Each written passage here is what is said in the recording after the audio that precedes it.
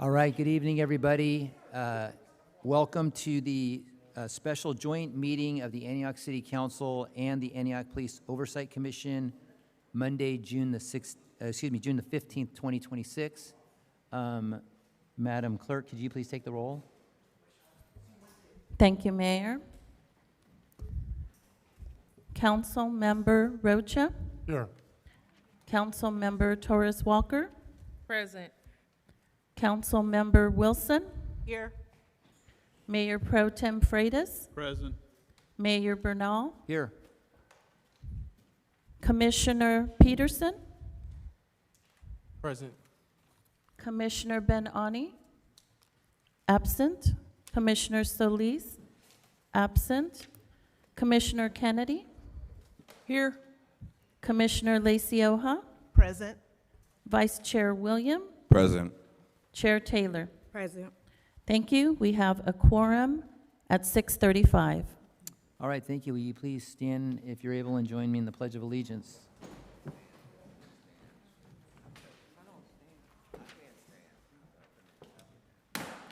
pledge allegiance to the flag of the United States of America and to the republic for which it stands, one nation, under God, indivisible, with liberty and justice for all.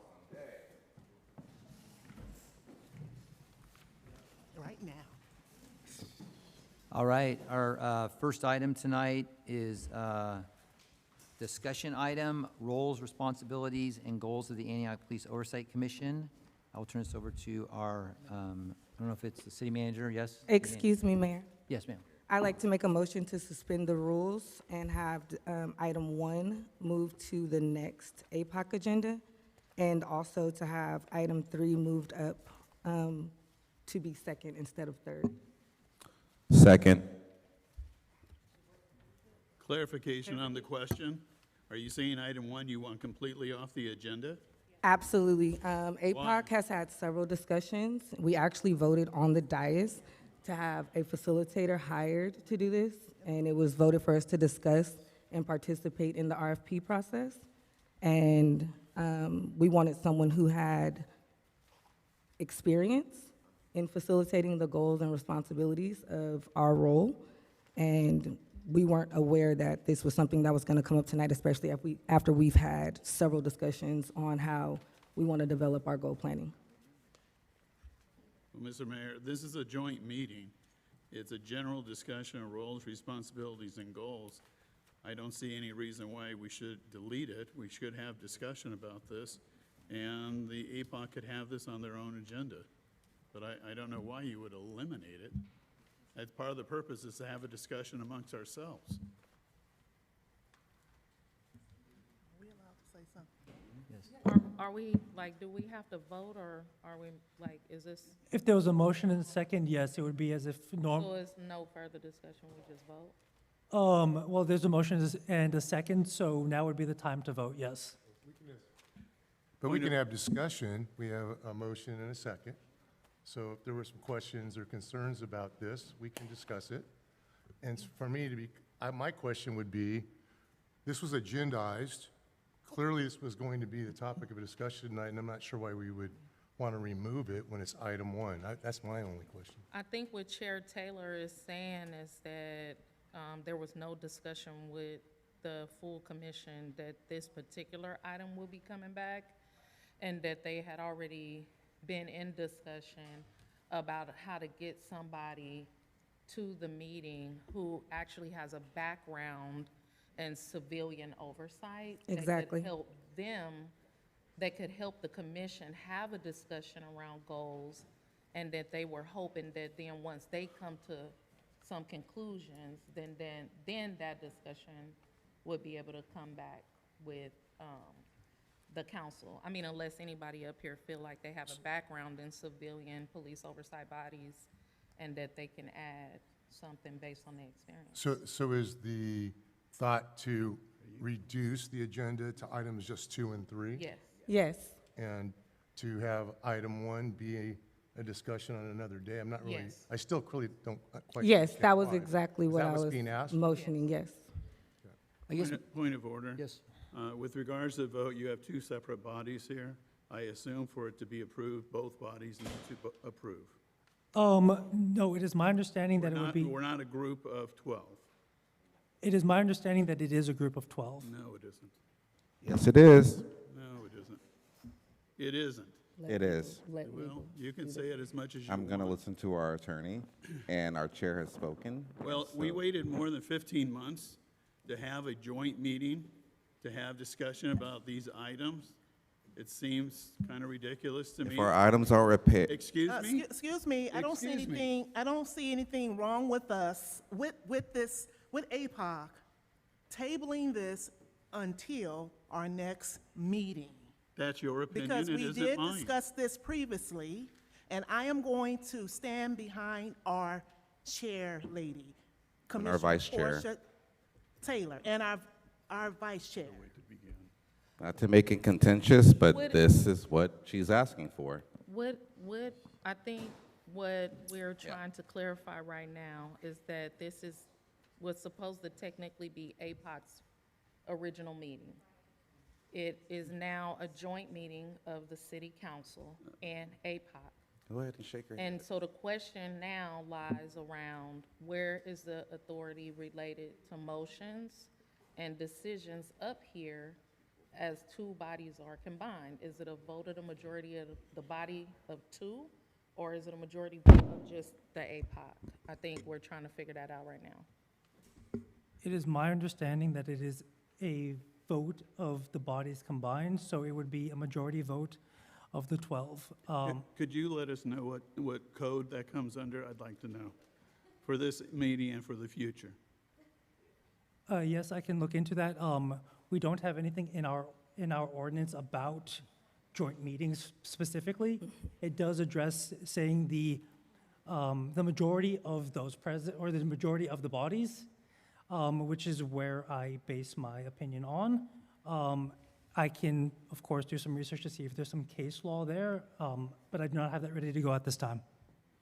So for the purpose of this meeting, tonight was chosen because this was a night that APOC already had a meeting for tonight, and so we thought it would be good to combine it with everything else going on and trying to make it so that most people could attend it. This is a special meeting / study session, so we did something similar with the Planning Commission We're familiar. a couple months ago, and it was established as more of a discussion. It wasn't like we're up here voting on things tonight, we're more gaining understanding. And so this first item, I'm not sure if the title of it maybe is throwing things off, but it was meant as more of an introductory item just to go over what the roles and responsibilities are of the Oversight Commission. So that was the intent of this item. It wasn't intended. Wouldn't that fall under the discussion related to the ordinance? Excuse me, Wouldn't it ma'am. be We're under, just, no, you can't call a Ma'am, point of order. Excuse me. so, wouldn't it be, under the current roles and responsibilities of the commission are outlined in the ordinance, and we're gonna have a conversation about that tonight. I think what Chair Taylor and the commission is saying is they wanna remove item 1 because that was a part of their original agenda, where they wanted a facilitator who has a background in civilian oversight to set those goals and then come present those goals to the council. So I would say that if we're going to be discussing the ordinance tonight, we would be discussing the role of the civilian oversight body. I would like Excuse to make, me, Commissioner Ben-Oni arrived at 6:43, for the Thank record. you. Thank you. and I would like to make a correction. So I have gone back, looking at our city code, which states that where the rules of procedure are silent, then the Robert's Rules of Order control. And under Robert's Rules of Order, the two bodies are two distinct groups. Thus, they do not vote together. They would be voting as two separate groups. So that is what Mayor Pro Tem Freitas was saying, and based off of the research that I've done, I would agree with that opinion. So does that mean the commission takes a vote and then the council takes a vote? Yes. But then who vote would precede the like, how do we know who votes take precedence? So No, their vote would, because they our took city code does address what happens if you have a tie. In a tie, the motion does not pass. So it would be both bodies would have to vote affirmatively to have that happen, or if it's a tie vote, then under our rules, the vote would be tabled and it would not pass. So it could be brought up at another time, but that it would not control. Mr. Mayor, I appreciate the clarification from the city attorney's office. Clearly, we vote as the city council, they vote as APOC. I would suggest that we move on. All right, so is there any other discussion before we Yes. Mr. Mayor, question? Yes, Go ahead. Commissioner Kennedy. quite frankly, it concerns me that we want to put this off completely, to wait until we wind up with a consultant, which we don't even have an RFP created for yet, much less have, so we don't have an RFP created, we don't have a list of consultants to interview. That could take months. It could take, we started this discussion about the possibility of engaging a consultant a few months ago, and we still have no RFP. And part of what concerns me greatly is part of the goal of tonight was for us to come together and have a conversation about the work that APOC does, about the ordinance, and what shifts and changes may need to be made so that we can be as effective as possible as a body. Right now, we don't have any staff support. We are doing what we are doing virtually, completely, and totally as volunteers. And we need to figure out a way to make that better. Otherwise, we are going to continue to simply tread water and march in place. May I? Yes? So to address Councilmember Freitas, you mentioned that we waited 15 months to host this joint session. That was on behalf of the council. We cannot agendize for you all. We've been waiting. As mentioned by Commissioner Kennedy, we work constantly as volunteers. We do not have staff support. We appreciate the staff because they work very hard to assist us. And then to address what Councilmember Tamisha Torres stated, it is very duplicative to sit and talk about roles, responsibility, and goals when clearly we function under the scope of our ordinance, which is what we are here to discuss suggested amendments on. That is our goals and our responsibilities. And until we come to an agreement on what that may look like, and you all come to an agreement on what that may look like, how can we even suggest future roles and goals? We do not have an ordinance that is fully in place as we sit here tonight to amend it. And so the motion has been seconded. If there is no other discussion on our commissioners, and especially you two that just stepped in. So we have a motion and a second from the Antioch Police Oversight Commission. Madam Clerk, I guess you'll take the roll on that. Thank you, Mayor. I will start with roll with council for the motion. No, we're not, council's not No, voting on that. Council's not voting, okay. APOC, we will, Commissioner Solis is absent. Commissioner Ben-Oni. Aye. Commissioner Peterson. Aye. Commissioner Kennedy. No?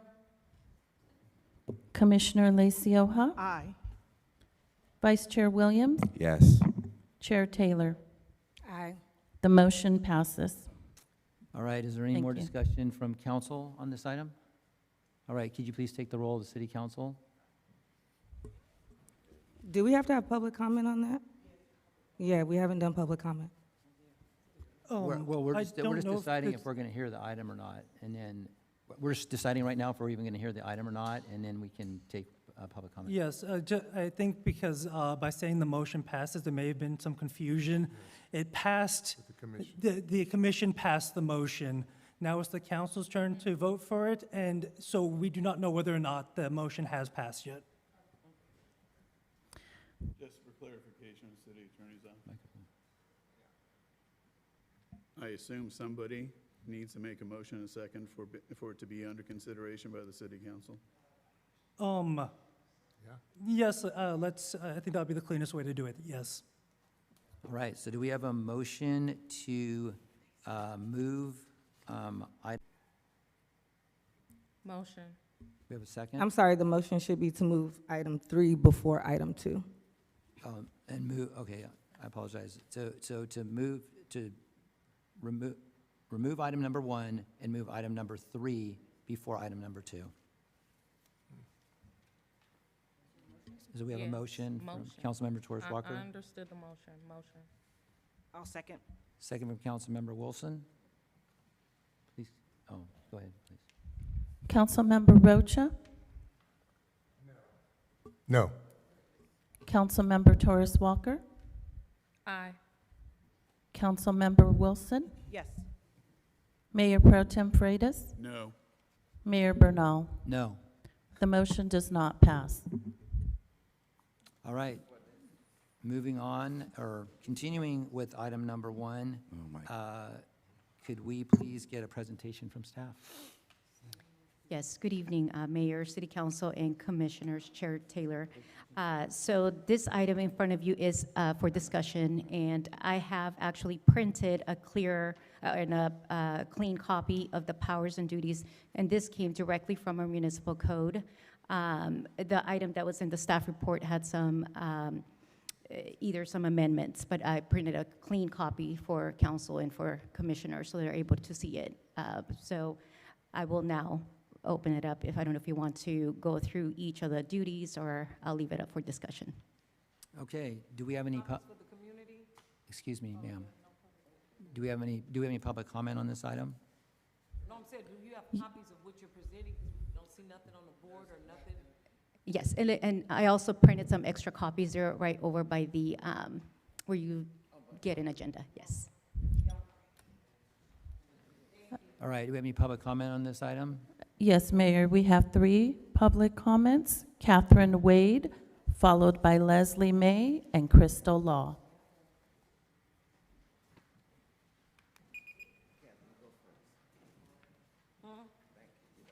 They call me?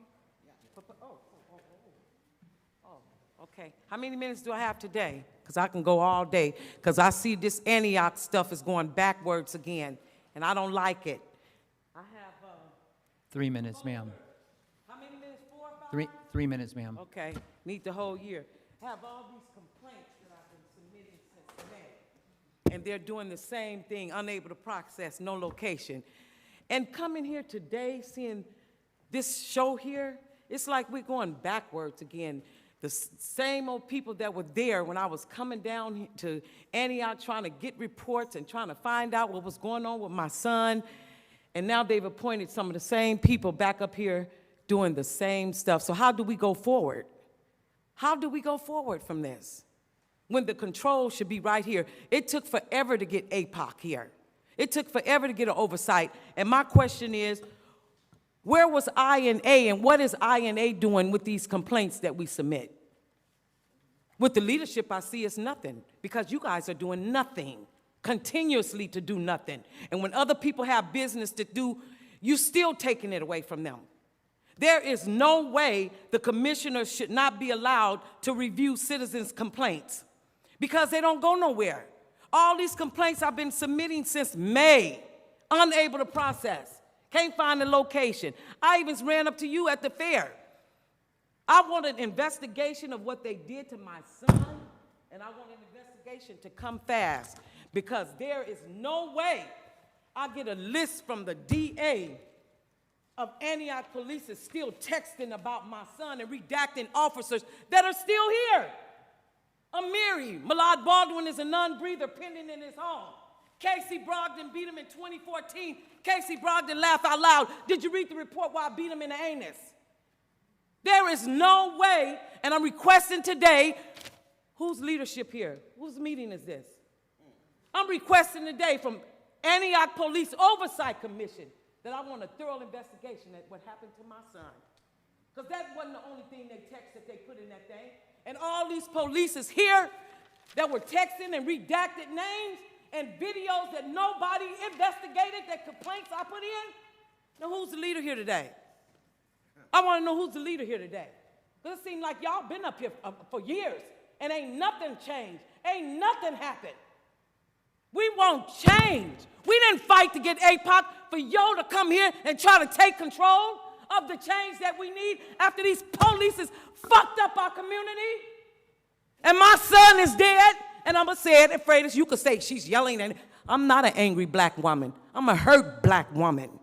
And I'm going to speak up for what was done to my child and to what was done to me and my family.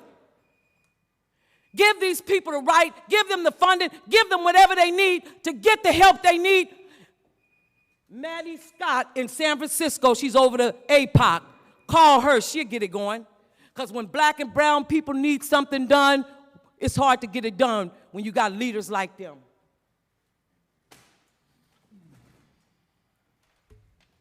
Leslie May.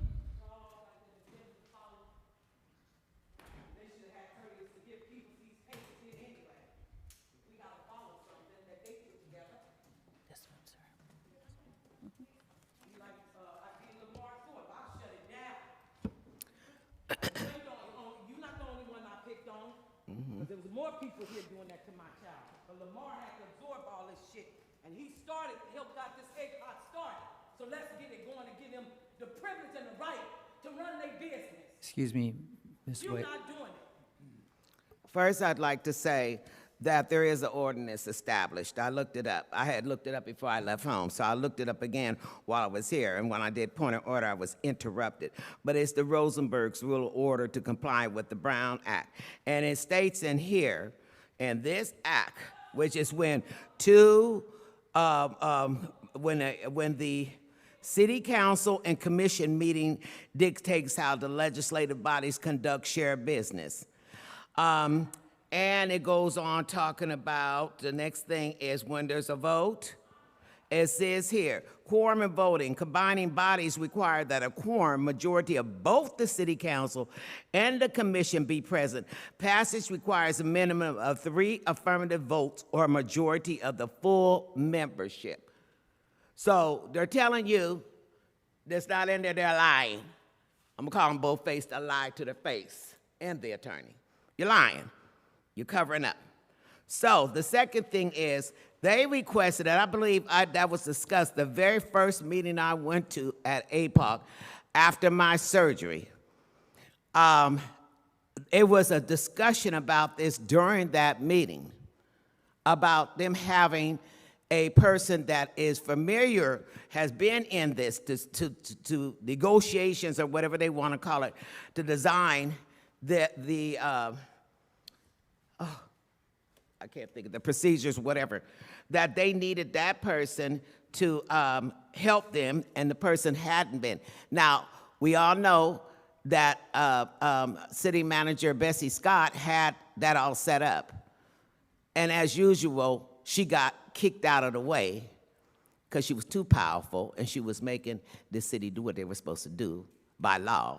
So you kicked her out before she even had a chance to, she had picked the people. There was 2 people she was trying to present to them. And you kicked her out before she had a chance to complete that. So stop playing these games. Stop looking at us like we're a bunch of stupid somethings. We can't read, we can't research, because we do. And I have nothing but time. I'm gonna be off this whole year to sit at home and research everything. And I can read very well.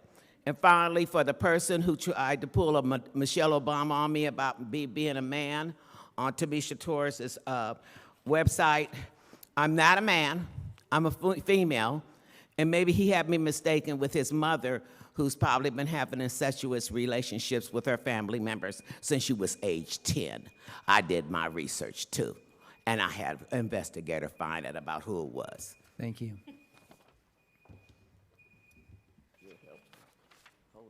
Crystal Law.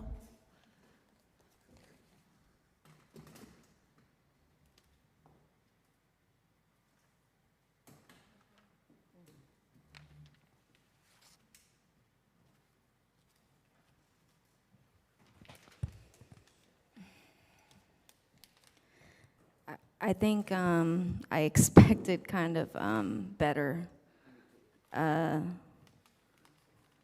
Freitas, come on, bro. Even if it's not something that you would honestly agree with, there's a lot of things that I don't agree with you either, right? But sometimes, you know, even if you don't agree, you just allow it so that we can do it the right way. They've been waiting 15 months, bro. So just like you've been waiting 15 months, they've been waiting 15 months to even speak or have a conversation about it. And to this policy, I'm sorry, ma'am, but they can't even touch complaints. They're not even allowed to see complaints.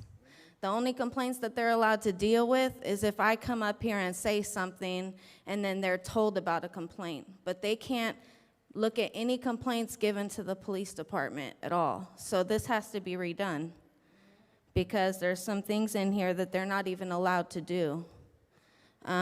So this is just a basic paper that looks like we just got it off of Google. It doesn't even, reading over it, it's not even to Antioch. We need something specific for Antioch, which is why waiting for this specific session to happen or this to go through would have been important. Just like even Mayor Ron Bonnell, you even said the same thing. We want to be able to discuss it and have things to talk about, but we can't talk about it. It has to be specific to Antioch. This is not specific to Antioch. We have had a lot of things happen in Antioch, and you guys are shutting the commission down. How fair is that, Mr. Burnell? Come on, bro. Look, I don't hate y'all. I don't dislike you guys. I just dislike how you guys move. You guys aren't seeing it from our side. You guys are just seeing it from your standpoint sitting at that table. You're seeing it from a political standpoint. I need y'all to see it from a citizen standpoint. Because if you guys were out in those streets, you guys would see it the way we see it. This isn't political. Like, come on. We need to get this together that fits Antioch. Not just some basic, I'm sorry, but you're not a city manager. You are HR. You are put in this position in place of somebody else, and it's nothing against you specifically, but this is not what we need. We need something specific to us. I would like to make one clarification.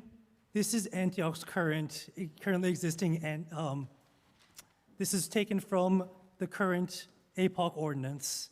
So this is our current law. This is just one section, which is section 4-3.110, the powers and duties of the Antioch Police Oversight Commission.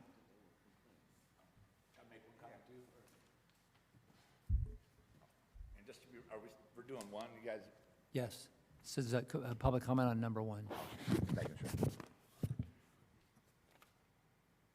Well, I'd be excited to see when the person comes that could explain it. I applied for the commission, and after going to a lot of the opening meetings, for me, it was clear I didn't really know exactly what it entailed. So I felt like the training that you all been doing and all the stuff, and the person that's going to help you all understand the actual responsibilities and the goals you could achieve. I feel like already Kent, I believe Hoffman's still here. He rose to be the president.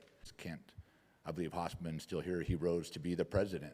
He was the main instigator in the attack on me. So really finding out the roles and responsibilities and stuff would really be important. I feel like a big learning curve has been happening.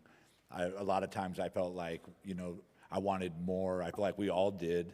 And it's just a process that it's new to all of us, really. It's not a new thing, but it takes time for folks that don't really know it to learn it, you know. And I'm just glad that you're all still trying to do it and doing the work. And I hope that we could have this other moment where we get really the breakdown from somebody that really knows, you know, what we can do and, you know, how it works. So I look forward to that. Thanks. All right, is there any other public comment? No further public comments, thank you. All right. Mr. Mayor, Yes. So with regards to the chairperson, Portia Taylor, I did not want to delete number 1, but I think she is correct. For us to respond to number 1, we have to have a presentation on number 3.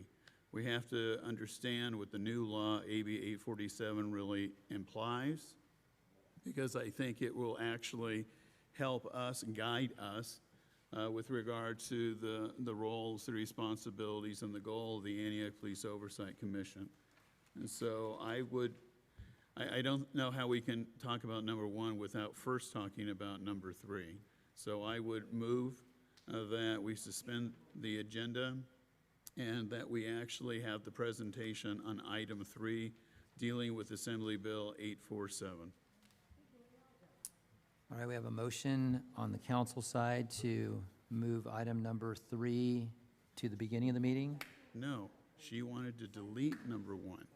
Right, do you want to move item number 3 to the beginning of, Yes. to right now? Okay, we have a motion to move item number 3 to the, ahead of item number 1. We have a second?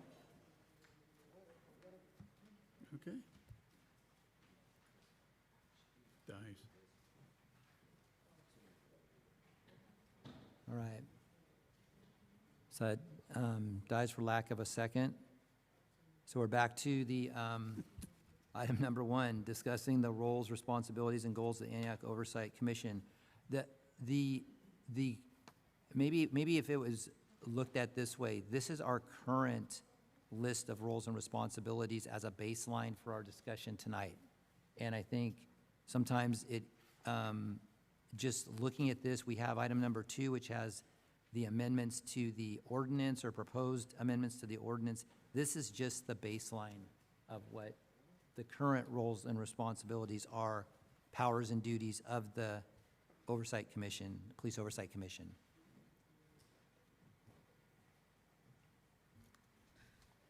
Mayor? Yes. I think the confusion for me is that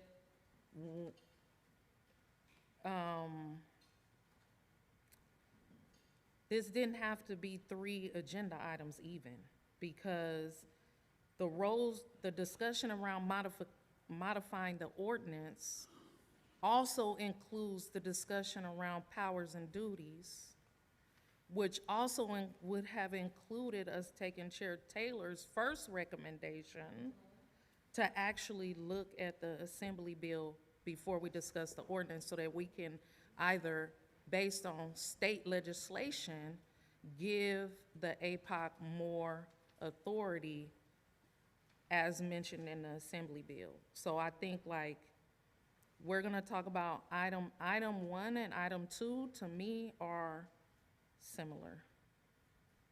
And so are we also so we're gonna address the current duties in item 1, and then item 2 is recommendations from the APOC on changes? And from the city council. We have But both. the city council hasn't made any recommendations on changes. We have. No, we Purpose of this haven't. meeting. There is a red line document here, and I also reviewed a document from APOC about recommendations that they made that should be changes to the ordinance. I don't ever remember the city council having a conversation about changes to the ordinance and sending those recommendations to APOC. Mr. Mayor, Yes. my understanding in looking at the 2 documents They're the same. is that the blue line version are the items that were brought forward and discussed by the City Council in October of 2025, and those blue line changes are reflective of that discussion. And the red line version is reflective of the discussion that APOC had at their last meeting. And that ultimately some of those blue line changes were also part of the staff report and the public comments that were made the night of that October meeting. So that is where the blue line document came from, is my best understanding. Okay, so what we're not gonna do tonight is confuse each other on what should be going forward. I'm not here being paid, I'm a volunteer, okay? So we're gonna move forward with our agenda. Our chair has requested something, and I think it should move forward. I haven't motioned anything. Okay, well, she's going to motion towards it. What we need to do is make sure that we are all in sync, because I'm not going to be here talking about one item tonight. Okay, I'm just saying, like, I'm not here for confusion. Just Okay, saying. and let me say, I'm not here to cause trouble. Yeah, exactly. But I'm here to stand up for what is right. So I see this document, it's blue lines and what so have you. What I want to know is, where did that come from? Did it come from APOC? Is it APOC recommendations, or is it city Our council? recommendations are in red. Yes. So the that's blue what I lines thought. are from the prior meeting that we had discussing our ordinance. Okay. That's what Commissioner Kennedy was just referencing. I do just want to highlight what Councilmember Torres Walker mentioned in regards to item 1 that you all just voted against the motion that we had. It is literally, as mentioned by our Assistant City Attorney, the ordinance. So it's extremely redundant for us to go over it and then go over item 2 again. It's the same thing. We're going to talk about the same document twice. So I have a question. Does everybody understand what the current roles and responsibilities are of APOC? Okay, maybe you think we don't know, but I believe we do know, and we knew we knew when we were appointed. I know I've known from day one. Even though the city has failed to train their commissioners on the ordinance, which is in the ordinance and a responsibility of the city. Yeah, so maybe you thought we did not understand, but I believe that all of us on APOC, we do understand what our roles and responsibilities are. And I would also suggest, politely and respectfully, that council members do watch the APOC meetings, because we heavily went over our ordinance, which is how myself and Commissioner Kennedy were able to draft the recommended amendments that is sitting before you in your agenda. So does anybody have any of commission or council, any questions or comments about the current roles and responsibilities of APOC?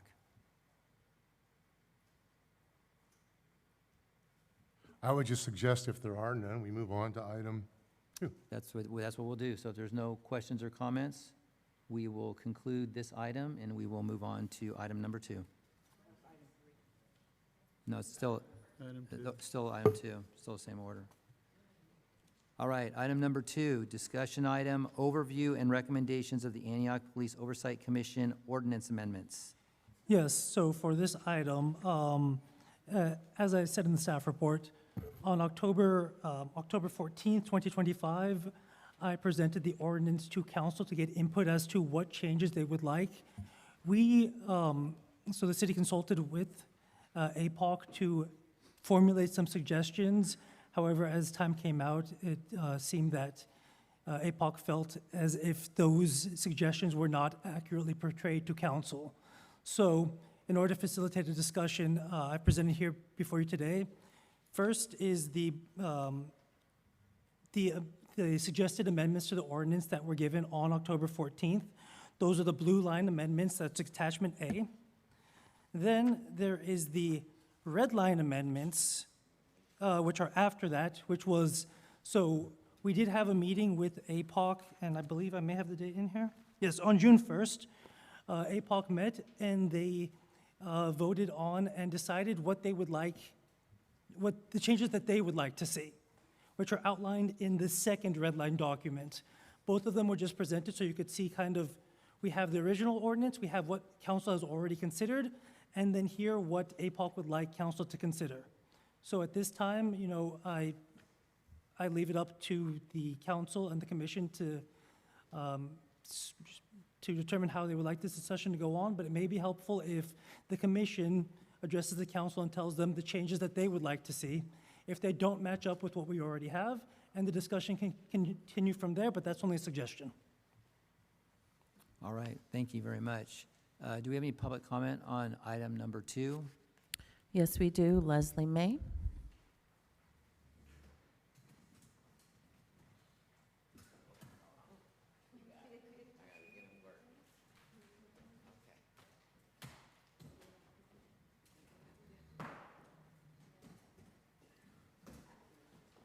I want to request that I get 1 more minute, please, so it's 4 minutes, because there was certain things I wanted to pull out here that I wanted to bring up. So I'm making a formal request that I get 4 minutes.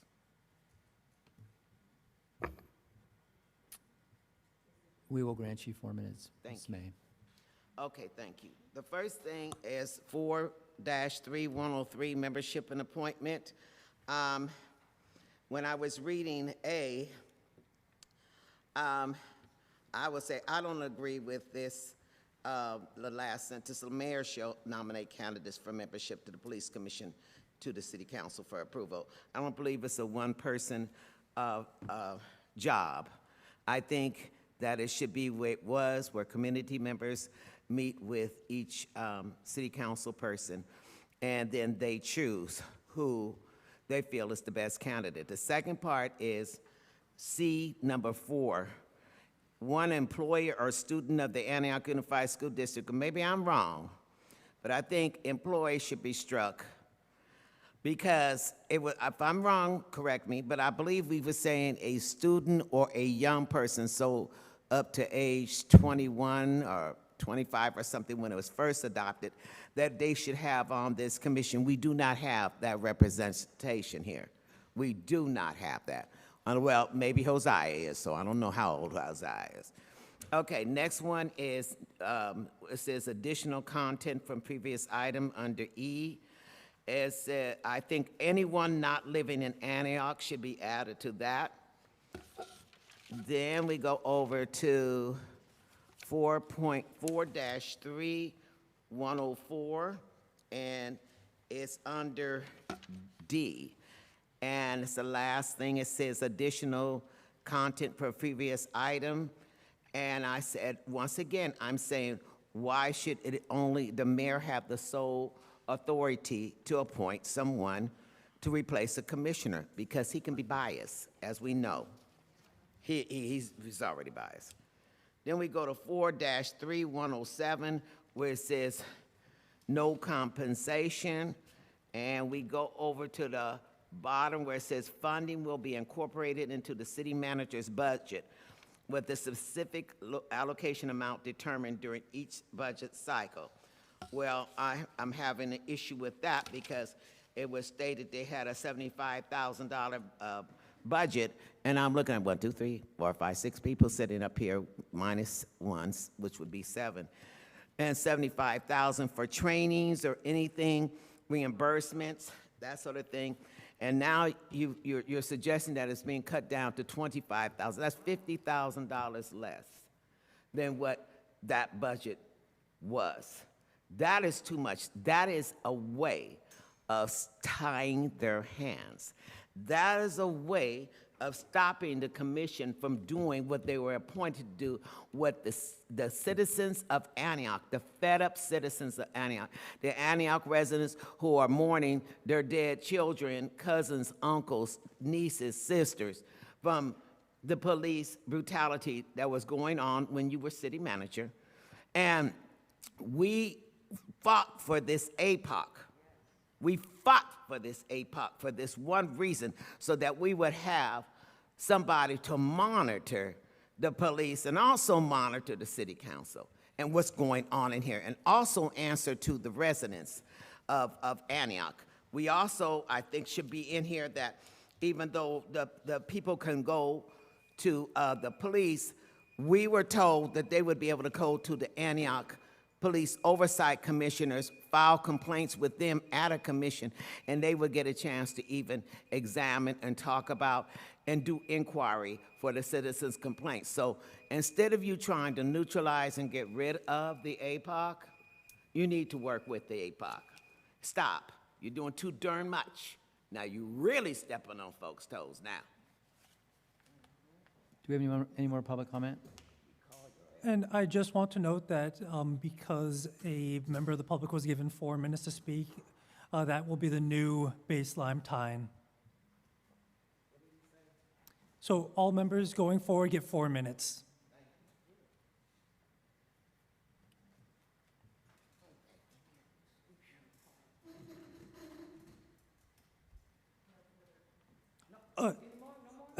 And I apologize, just one quick amendment to that. It's for this item. So for the next item, it can go back to the 3-minute time limit. All right, thank you. Is it for item 2? Yes. I just want to say, we fought really hard to get oversight over this corrupt police department. We fought really hard for years. Frank and I, Tamisha, before she became in this position, we protested in the city. We had some of the Back to Blue people screaming at us then in the streets trying to get change here in this city before all of this came out. So I don't have a copy of the recommendations, but I do know that the city council members were interviewing these applications. And those are people from their district. So I don't know how the mayor has taken control of that, and that shouldn't happen because you're not in these communities. You're not going out in these communities. You might go out there sometimes just to be a show, just to show up, but these people here, these two I know for years, they've been in the communities. They've been involved. I've been running up to them for years, running up to Joy Motts, running up to, what's that, Lori. And they act just like you, and you. That's how they treated me. I have videos of running up to them, trying to beg them to investigate all this stuff, to even look at my complaints, look at a video. Nothing was done. So having a recommendation of only solely you to pick these members to lead this thing here of the corruption that we've been through while you were there for so many years. I know you know me. You heard of me. Everybody, I heard some of you guys label me the crazy lady running around in Antioch. I wasn't crazy. I was just trying to bring attention to what was going on. That was really going on, that's happening to us. So the recommendations of these positions here should not lie in your hands. Should not lie in your hands because you covered this department for years. You were responsible for firing. Mike Malone got back in here. How did that happen? They didn't have any say-so over it. We didn't have APOC then, but still, even us protesting, we still didn't have you, the active city manager that I've known that's been really active in this city since I've been doing all this is Bessie Scott. Bessie Scott is the only city manager that I know, and I just read that she had been acting city manager, assistants, or whatever. I never heard of her, except for HR. But the recommendations, again, for you all need to stand up and take control, because I do remember a while ago, you wanted to recess this thing here. You wanted to recess this. For what? We still have unfinished business in this city with your officers, with your name on it. How can you do this to us? Do you have any empathy? You were mayor when this lady, 2 sons got beat by Antioch police, by Stinger, running around in this city. You didn't investigate anything, a minor child. I was at the event when you apologized to the Muslims for their mosque being burned down. Did you do it back then? You know, let's be real about this city. Let's be real about it. I'm not just a crazy black woman running around here talking crazy. I'm telling you what's true and what's fact. Neither of you guys ever saw anything that has happened to my son from this city. You know why? Because you don't care. You don't care. And when I called them, they refer me back to you all, or the APOC. Now I'm running the back around. I had to tell your police lady over there the other day, I'm not a rat. I'm not an experimental rat. You ran me around in circles for years. You're not going to do it this time. You're not going to. So these complaints that I've submitted, these requests I submitted, I'm going to bring them to your office. I'm going to bypass you guys. I'm going to take them to your office. And I want to see what you do with it.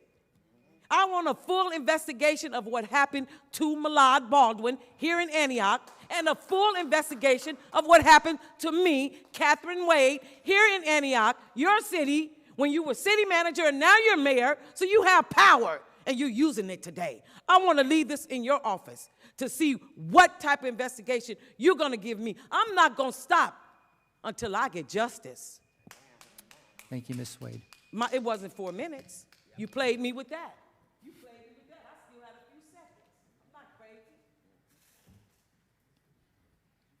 Next speaker, Crystal Law. I'm not going to take up the whole 4 minutes because it's just going to get redundant. However, I do just want to state that I don't agree that the mayor should only have the responsibility of getting the commission board together, because you're not from this community. You're not from the community that got hurt. And again, it's nothing against you personally. It's just that you put Solis Jr. on here. The man has already been in city council multiple times. He knows that racism exists. I don't know how many times people came up and complained during his tenure here.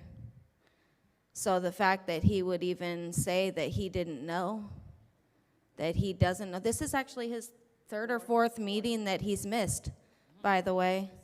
And he's only been here, 2 months now? So why is he still acting as a commission? And why haven't we appointed somebody else who actually cares about the community, who actually wants I don't even want it anymore. You know why? Because I don't want to be under that political view. I'd rather be the advocate on the outside, helping them to get stuff together. But we have other people who want to be in there and want to do it, and I know will do a dang good job because they know exactly what this community has been through and how we've been through it.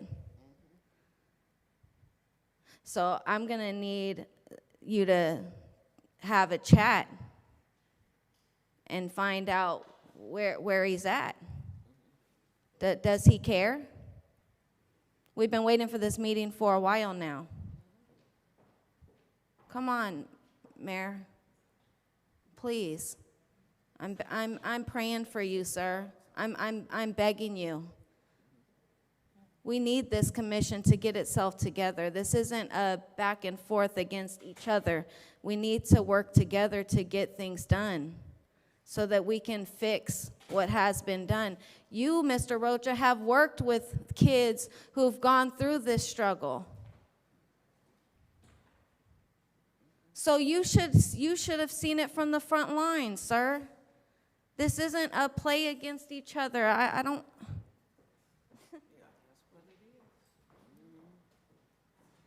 No further comments. All right.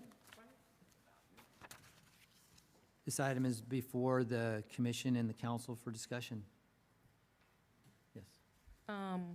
Can the commission just lay out, just simply go through the recommended changes, just real quick for the public that might not have had a chance? Absolutely. To review the recommendations, and then maybe we can have a discussion from there. Absolutely. Chair Taylor, may I ask a question? Absolutely. So the council's blue lines, if they were not included in the commission's red lines, then that means they were not accepted, or they were not seen as something that the commission wanted to change? Yeah, that's correct. So I'm not sure if you recall, the council did have the discussion. So Assistant City Manager and Consultant Addington presented to you all.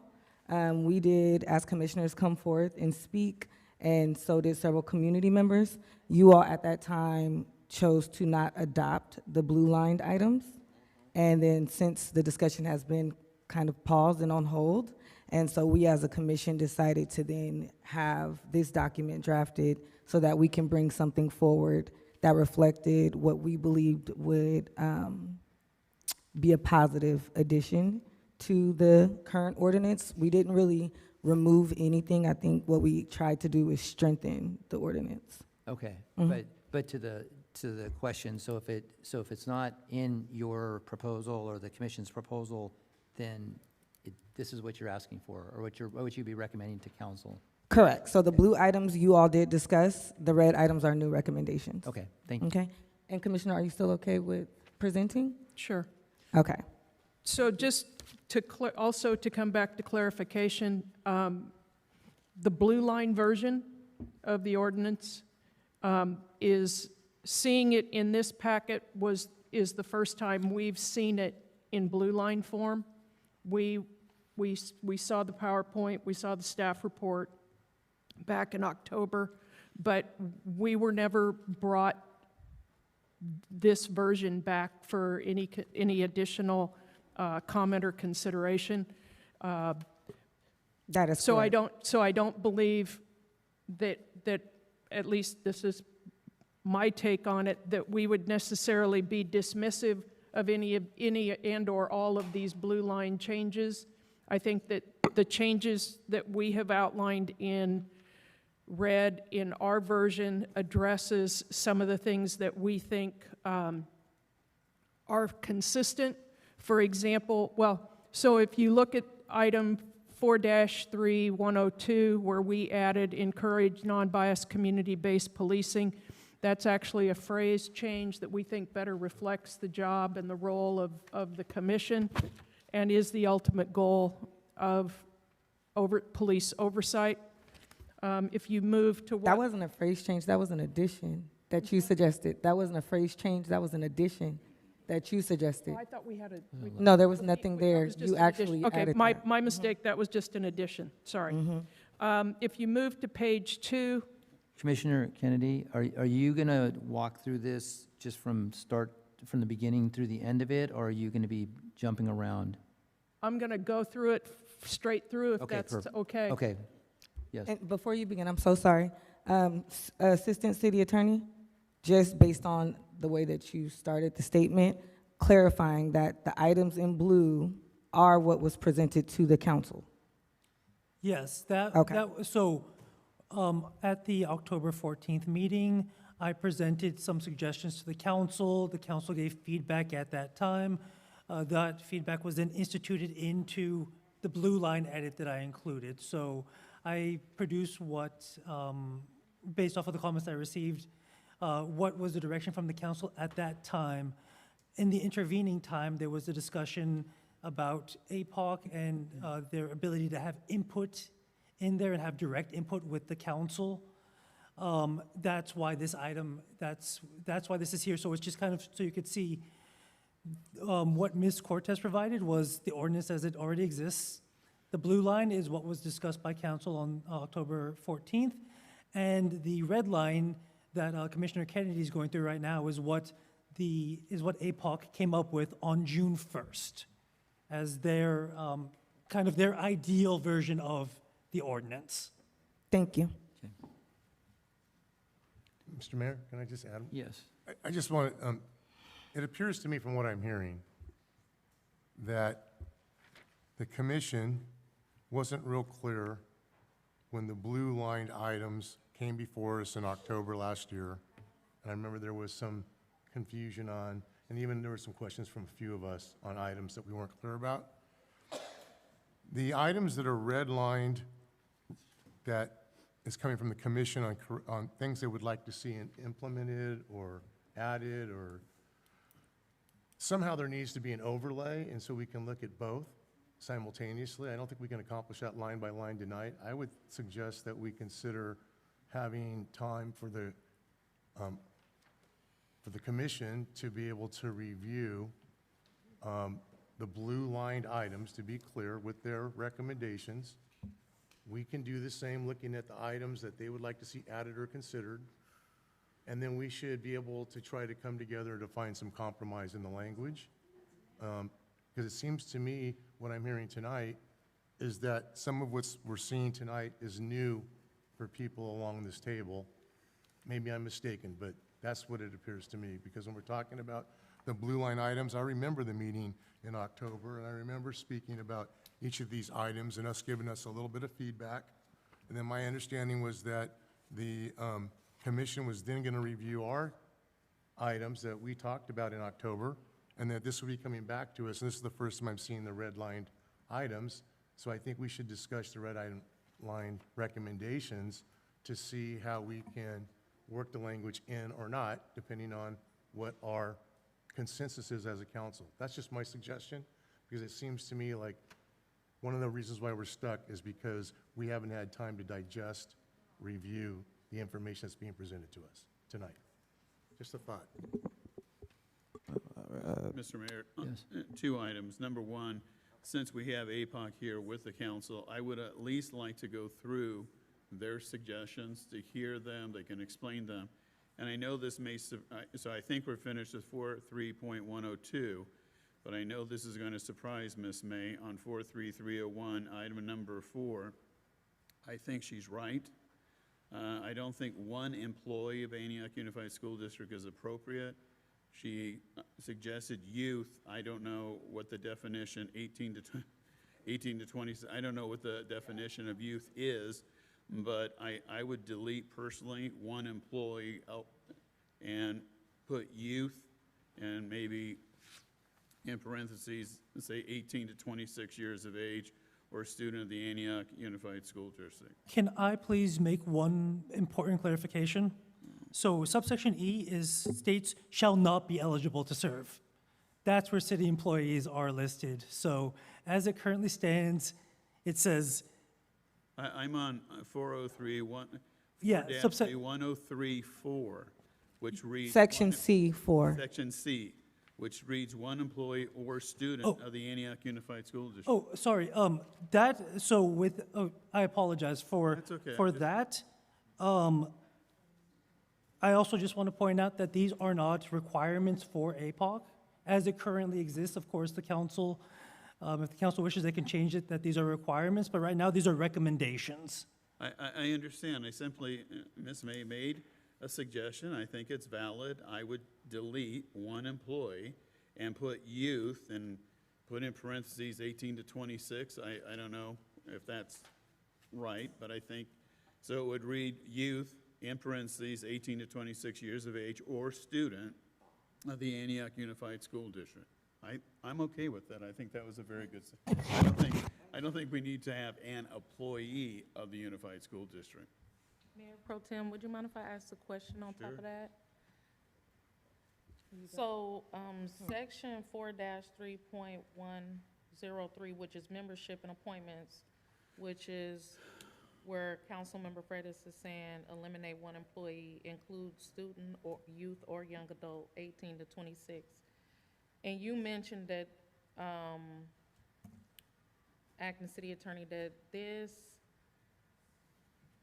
is suggestions from APOC, but this is language that's already in the current ordinance about who's included and who's excluded. No, maybe I was unclear. This is, so what's here under subsection C, these are not requirements for APOC. These are just, so if you see, it says the mayor and the city council shall strive to appoint and confirm at least. So that shall strive language means that these are kind of some of the considerations that are outlined by the ordinance for APOC to consider. However, it is not a requirement. So APOC can exist without having one, they can exist without having anything under subsection C. Those are just some guidelines that were put into place at the time this ordinance was made back in 2022 for considerations. So are you saying that when you use the language shall, it's not that you should, it's shall means So What? shall generally means must. However, Okay. this is shall strive.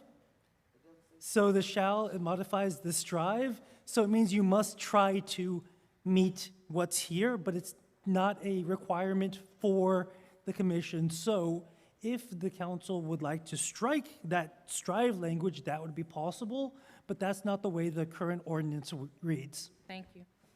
So again, for the APOC and for the city council, I would suggest 4-3.103, subsection C4, that the words one employee be deleted and substitute youth and then put in parentheses 18 to 26 years old.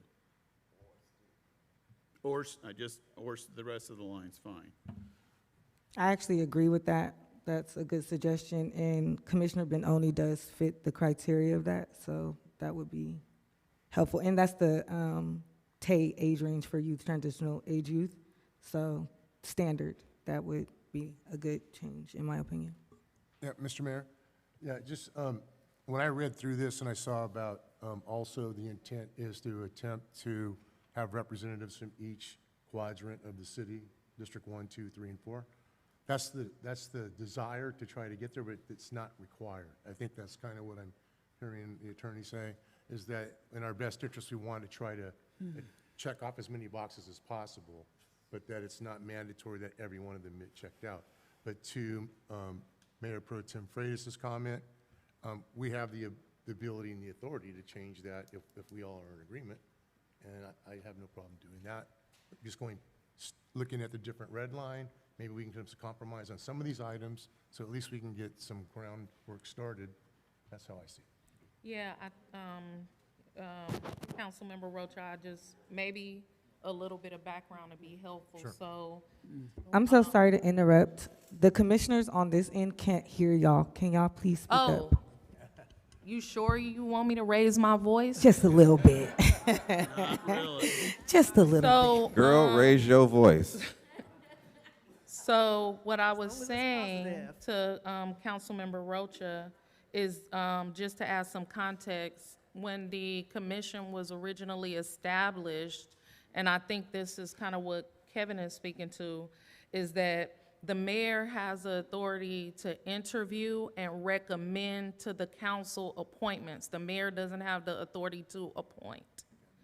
And because of that, former Mayor Lamar Hernandez Thorpe actually, what Kevin said, strived to include the council members by allowing us, each council member with a committee from our district, to interview the list of candidates from our commission, from our districts, and then we push the recommendations up to the mayor, and then the mayor did a second look at the people who were recommended from the district members, and then he chose who to bring to council to recommend. So we never really had the authority to appoint people from our district, but because he strived for an inclusionary democratic process, he allowed us to have that. But as we've seen with Mayor Bernal, he prefers to use the latter, which is he interview and he appoint without input from the council. Thank you, Councilwoman Torres Walker. I have to agree. I was a part of that early process of being interviewed by community and by other bodies in the room, and I do think that that is appropriate to have different perspectives and to then have a council, I guess I would say, agreement with an appointee. So I feel like it's fair. I don't have trust in our mayor right now, so I'm just going to say that it has to be fair and open. That's just my opinion. Thank you. Point of order. Before it gets too chaotic, I made a suggestion with regard to subsection C4. Can we at least see if that's acceptable to the council and APOC or not? Do we have to take a vote of both separate bodies to accept an amendment? So because the council is the only one with the authority to direct city staff, if there was to be a vote tonight to include something, however, this is a discussion item, there could be a request made to have this, based off the discussion that's had today, bring it forward to a council meeting with the proposed changes. So I think here it may just be, there's enough for me to proceed if there's consensus from the city council. Of course, I would welcome you to take input from the commission as well, but the direction would come from you to city staff. We would not be receiving direction directly from the council, directly from the commission. And we're also not voting on anything tonight. That is related correct. to changes. Yes. So it would be a So the discussion. question is for APOC, is there general consensus to change the wording or not? So what do you feel? For me, and I'll, go down the line for all of us to share, I personally do not agree with the one change, but I think the goal here is to go through the amendments so that we can come out with a bulk of changes versus one that you have suggested. So Commissioner Kennedy has been waiting to present. But just let me add, the mayor should not have a say on who should be appointed to APOC Solely. solely. I believe we need to go back to the original way it was done under our former mayor. We make a recommendation. Then if the mayor agrees with that recommendation, then he would bring that person before the city council. If he does not, he should come back to us. And I do And we just would wanna take it from there.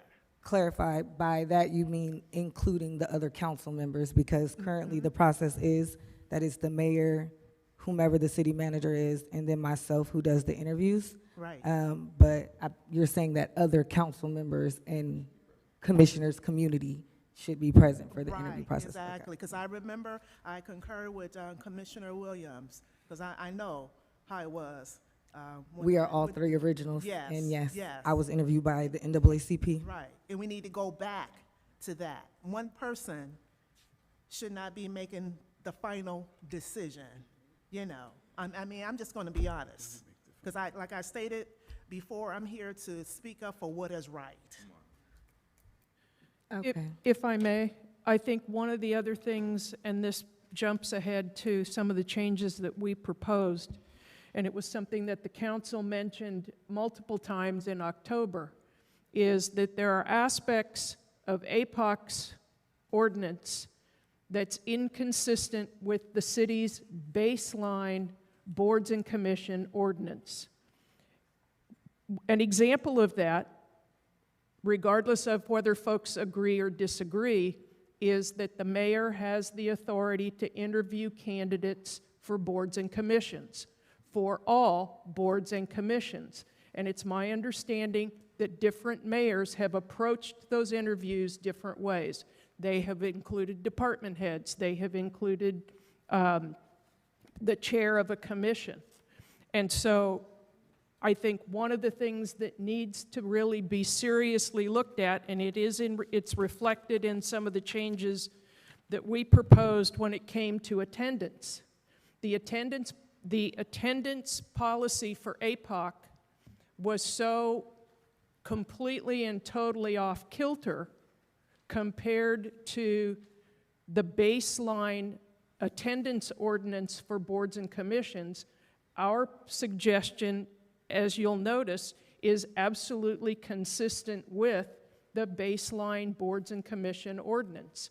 And so I think that that is one of the things, for everybody's sake, for the commission, for the public, for staff, to be able to consistently track attendance, to track terms, to keep track of how this process is going to work. If it is going to be different for each and every commission, if it's going to be different for each and every mayor, there will be no consistency for anybody, period.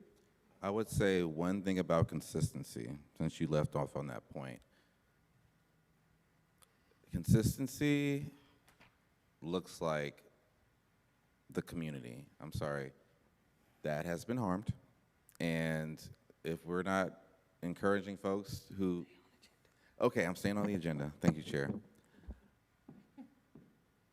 What I will say is that if our community is not involved in this process, then how do we have a reflective body if it's just left up to one person? And I don't think that that's fair. Like, I probably wouldn't have been chosen because I was called everything. Hate police, biased, all of that. I probably would have been chosen if it was left up to one person. But because people had faith in me, then that's why I'm here today. And so I think that there has to be multiple perspectives.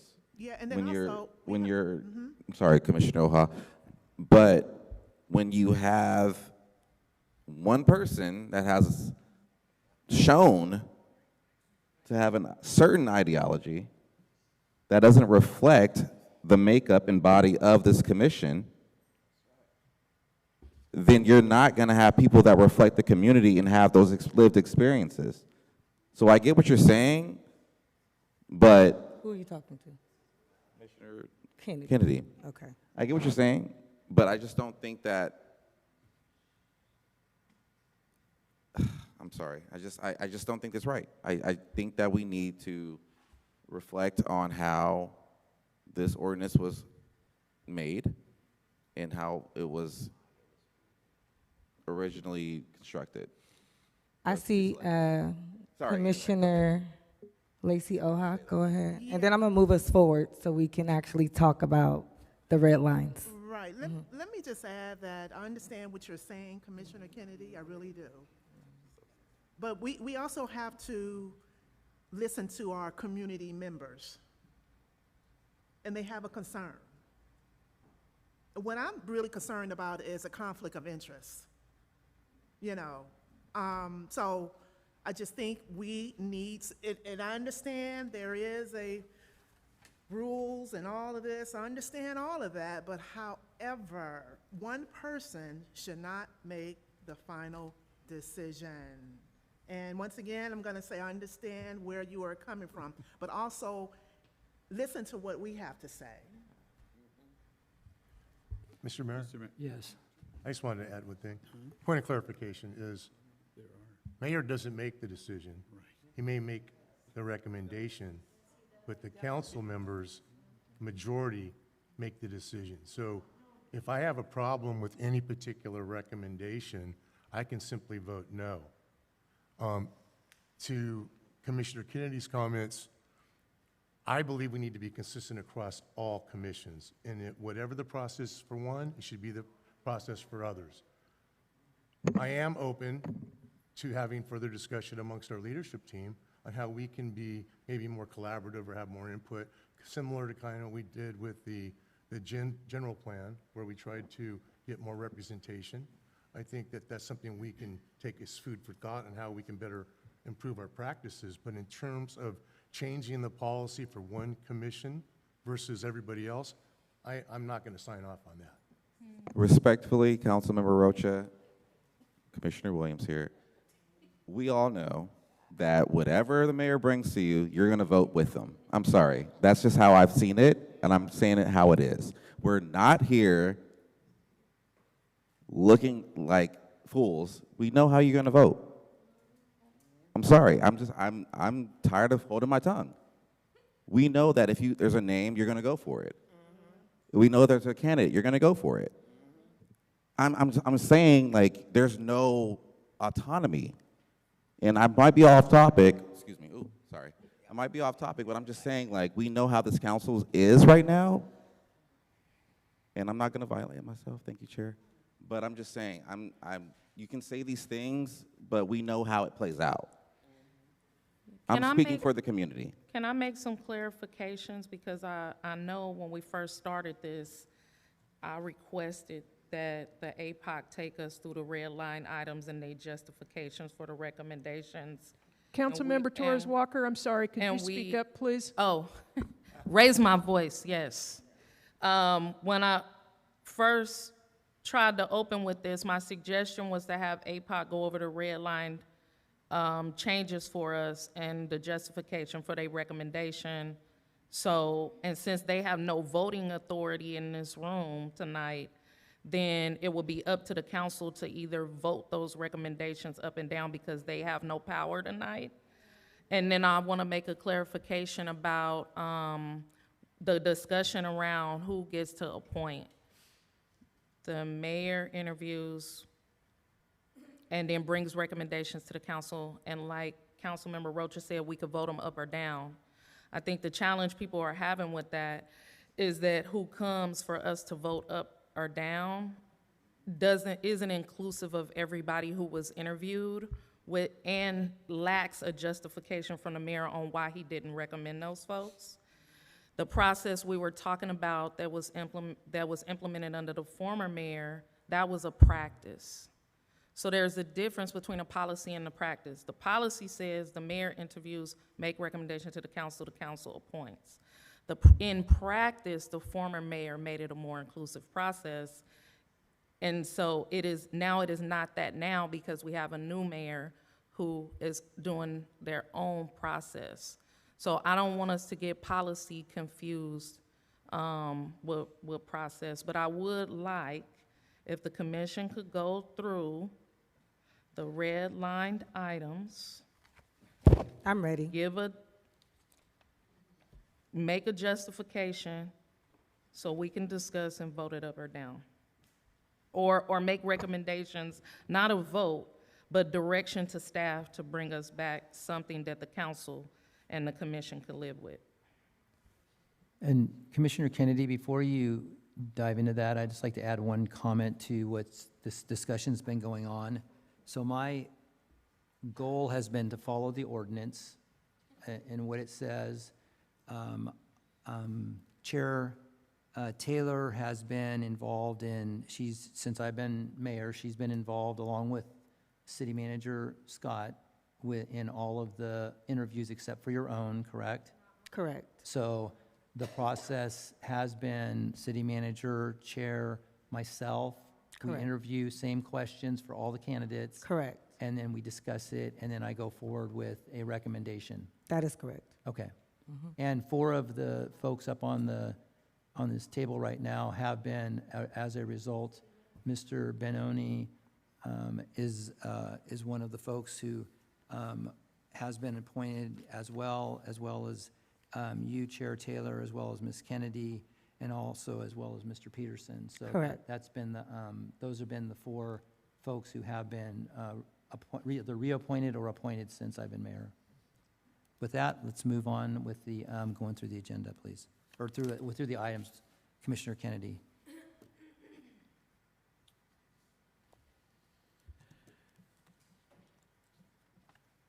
Commissioner Kennedy? So, Sorry. yes, I'm trying. Okay, so going back to 4-3102, which is the purpose, we are proposing adding the language of "and encourage non-biased community-based policing," since that is the ultimate goal of police oversight.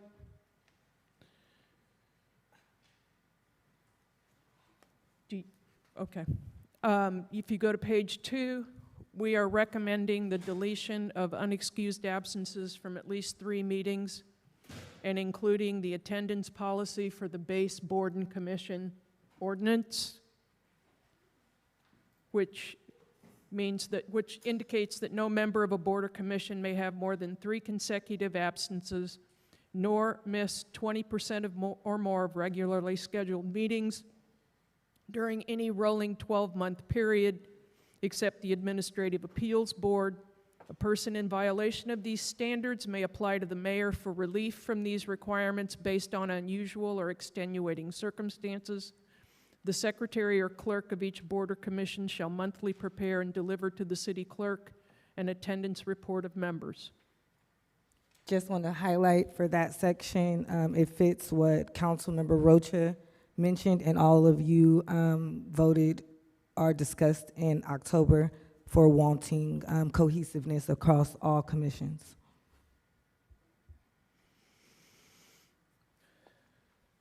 The next proposed change is in section 4-3.106, and that is the proposed change where the regularly scheduled meetings will occur at least once a month.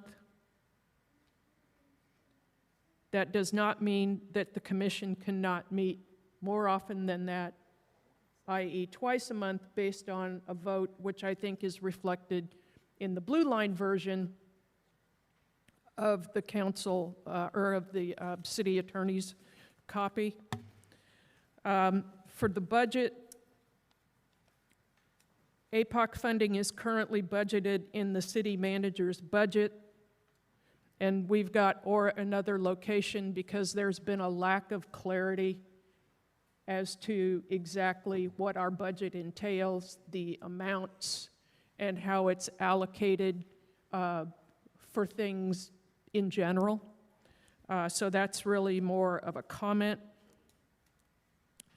For transparency purposes, we haven't been not necessarily told where our funding is or the amount. We started off this year with $75,000, but currently the budget is being revised because I'm sure everyone up here knows that we've had several staff transitions, and there was some miscommunication with the funding codes, and that was also presented on at our last meeting. The chief came and presented, and so they're currently adjusting the city codes to give us the accurate budget amount, but the location of our funding has never been questionable, and I just want to make that clear for community.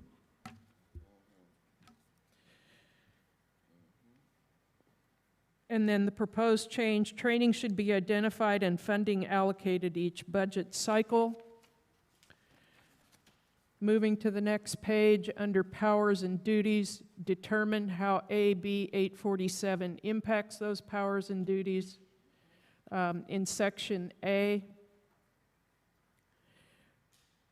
we're proposing that that item read, proposed changes at its discretion or upon receiving direction from the City Council, including modifications to the police department's proposed changes to any policies or procedures of the police department that govern internal affairs / complaints.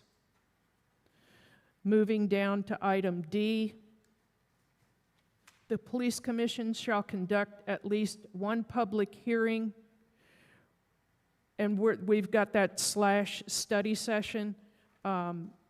That proposed change reflects the fact that in these last 2 budget cycles, the council has been holding multiple study sessions related to the budget, and that by the time it gets to the Oversight Commission, it's holding at least a public hearing is sort of, I'm not even quite sure what the word would be, but you know, it's sort of anticlimactic at that point. The other option would be and we would contemplate holding something within the first quarter of a calendar year, or 45 days prior to final approval was an option that was also discussed. The yellow highlighted sections reflect items in this ordinance where we would do well to identify details in each of these sections. For example, in item G, receive reports from the police department on publicly disclosable information concerning the status of civilian complaints, develop a program for the mediation of civilian complaints in coordination with the chief of police, the city manager, and the city attorney. This is something that has an AB 847 impact, and all of these highlighted items are items that were highlighted based on also some of the distinctions between what is and isn't allowed for an oversight commission in a general law city versus an oversight commission in a charter city. And that is the extent of the proposed changes that we have. I want to also comment that the highlighted areas are areas of concern that Commissioner Kennedy had. We did discuss, but they weren't areas of concern for the full commission. Okay. Does council have any questions or comments about what's been presented? I'm sorry, one more comment for 4-3.110 in powers and duties. The section or the addition of internal affairs and complaints was also a part of the proposed changes that were within the blue subsection that the city attorney vetted along with consultant Addington. So it was also a part of the information that you all reviewed back in October. Yes, it did not use the same terms, internal affairs / complaints. I believe I just used the term personnel complaints, but that can easily be adjusted should the council want to see that updated language. Can you repeat that? 'Cause I don't have a paper to follow along.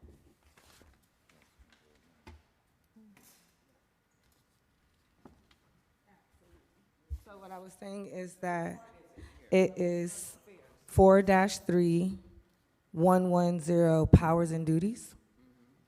And in the second paragraph, subsection A, we're requesting for an extension or an addition of our powers to include internal affairs and complaints.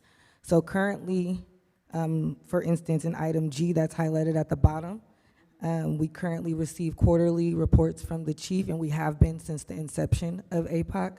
And he goes over the amount of complaints, where they're at in the process. Unfortunately, due to California law, as you mentioned earlier in public comment, we have not been able to get any in-depth information. Also, like Crystal said, unless you all come and share that with us. However, this is why I thought it was important to move item 3 up, because AB 847 does potentially change that power, and it would have been helpful for us to know that information before we had this discussion. And I would like to make just one more clarification about subsection A of the powers and duties section. That refers only to policy changes. So the way that this was originally organized is APOC they can look at all policies. However, the council identified First Amendment assemblies, use of force, use of canines, use of de-escalation techniques, hate crimes, bias-based policings as the priorities for APOC to look at when it comes to doing policy review. The proposed change to subsection A would only affect adding internal affairs complaints to that list of priorities. They still do review those policies, but they're not kind of like a top-level priority as outlined by the ordinance. But this would just kind of be changing that, so then if they're doing their policy review, this is one of the top ones that they look at before they get to everything else. So how would that materially change how they're currently operating? What would the change in this wording mean? So and I'm just talking about subsection A. Yes. It would not change anything, I think, mechanically. I do believe that APOC already has reviewed these types of policies We have. in the past. Yes, and Chair Taylor has just confirmed that they have reviewed these policies in the past. It's just making it a mandated priority, if that makes any sense. Okay. It's my understanding that we haven't reviewed the internal affairs procedures as they've been updated, not yet at least. I didn't. I am not aware. Kev? Yes. Oh, speak up. I Oh, gotta- sorry. I gotta speak up, somebody. The Oh, I'm a internal affairs procedures that have been updated, I don't believe the APOC has had a chance to review those yet. They haven't made it to our direction yet. We actually did, so before you became a commissioner, I'm so sorry, but before you became a commissioner, myself and Vice Chair Taylor worked along with our, I'm sorry, Vice Chair Williams. We worked with Manjeet and several police officers, several members of the DOJ, and we worked on the complete rewrite of the handbook. Unfortunately, it's not published yet, which is why community members have not seen it, but you are a part of that ad hoc, and we are planning a meeting for us to discuss where we're at in publishing. Back to you. Yeah, thank you, Mayor. I guess what's a little bit confusing about this section is the reference to AB 847 and what new authorities does that assembly bill grant civilian oversight bodies that is being added to this? So is it just the internal affairs part of that assembly bill, Chair Taylor, or were there other parts of the assembly bill that passed? AB 847 took effect in January, and I would like to elaborate on what this law does and how it would affect us. But again, I'm going to mention that I tried to bring item 3 forward so that we all could have been educated on what AB 847 does before we discuss this. And so I will lean into the Assistant City Attorney because you all voted no on the motion. And so now we're sitting up here uneducated on what we're discussing. Well, I guess my follow-up to that would be, I don't disagree with any of the recommended changes being made by APOC. I just would feel more equipped to imagine what subsection 4-3.110 under powers and duties would mean if it was inclusive of Assembly Bill 847. So I guess this is a process question. If we complete the discussion on this item, Number 3 is related, so would it be, so I'm assuming, will we be also making recommendations for this section out of that presentation? Yes, Okay, so I will go through AB 847 and then be seeking direction from the council as to how you would like us to proceed. There's a lot of things to consider, but I'll save those for that item. Thank you. All right, does council or commission have any more questions or comments about the recommendations of the commission on the ordinance amendments and changes? I have a question. Yes. Because I'm looking at both their recommended updates, and I'm also looking at what's the blue line. And I just wanted to get the commission's feedback on 43.111, public reports, especially when it comes to the temporary pause of the commission. I want to hear what your feedback is, what type of guardrails, because I know you guys didn't discuss that. If I may, I'll go back to the whole consistency piece. The reality is that state law allows city councils to create and to uncreate boards and commissions of any type. I think that this item is unnecessary. In some respects, it's redundant. I think it's divisive, and I think it's unnecessary when, at the end of the day, the city council, whether it is police oversight, the planning commission, the park and rec commission, or any commission. I'm sorry. I meant to say 43.112. I'm like, wait a minute, what is she talking about? Sorry about that. That's what she's responding to. It's still the same item, right? The temporary pause? The temporary pause does not exist under the municipal code, so that would be a new section that would have to be added. That would be a new section that would have to be added to the code, which is why it's there in the blue line. That was something that was considered, as everyone may recall, just where things were about a year ago. No, I'm laughing at him. I saw a grown man jump because of a bug. Is Chief Vigil okay back there? I saw Yeah. him jump.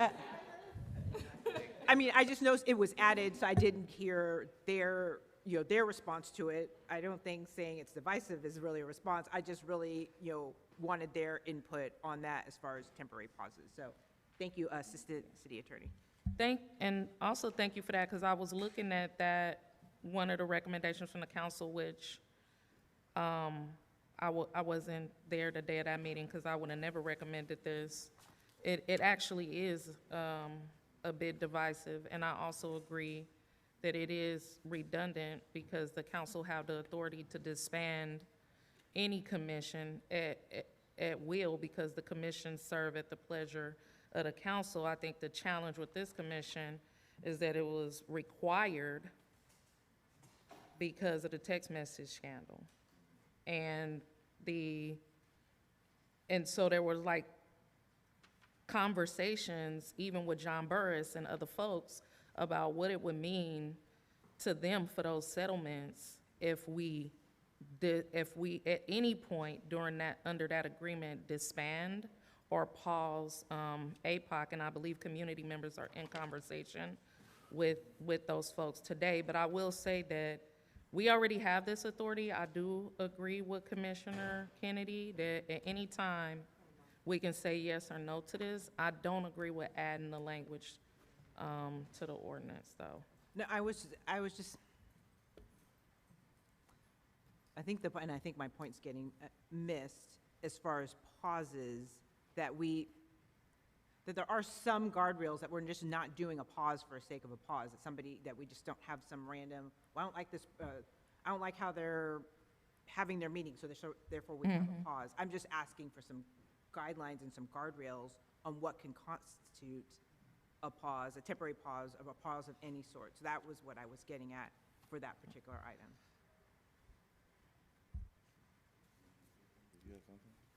Yeah, I actually wanted to make a comment on 4-3.112.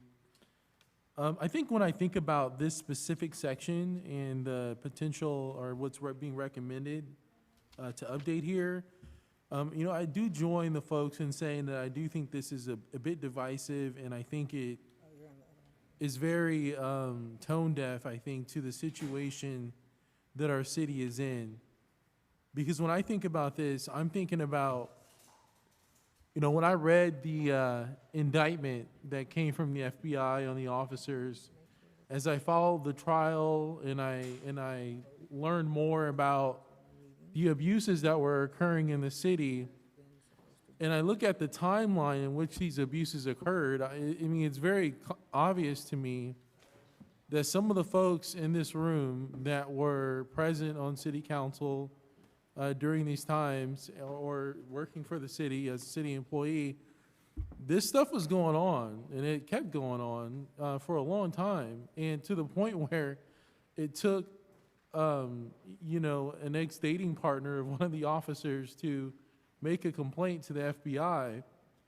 And I remember my first conversation with someone about moving here to Antioch, and literally the response was, "Are you sure you want to move here? Because the police here can be very violent, not only towards people of color, but everyone in the community." And since I've lived here, I've heard complaints from every race and culture, it seems like, have come to city council meetings or come to APOC and have made complaints. And I no disrespect to city council, but I don't think that they should be the body to make this decision, because they allow this situation to continue happening over and over again.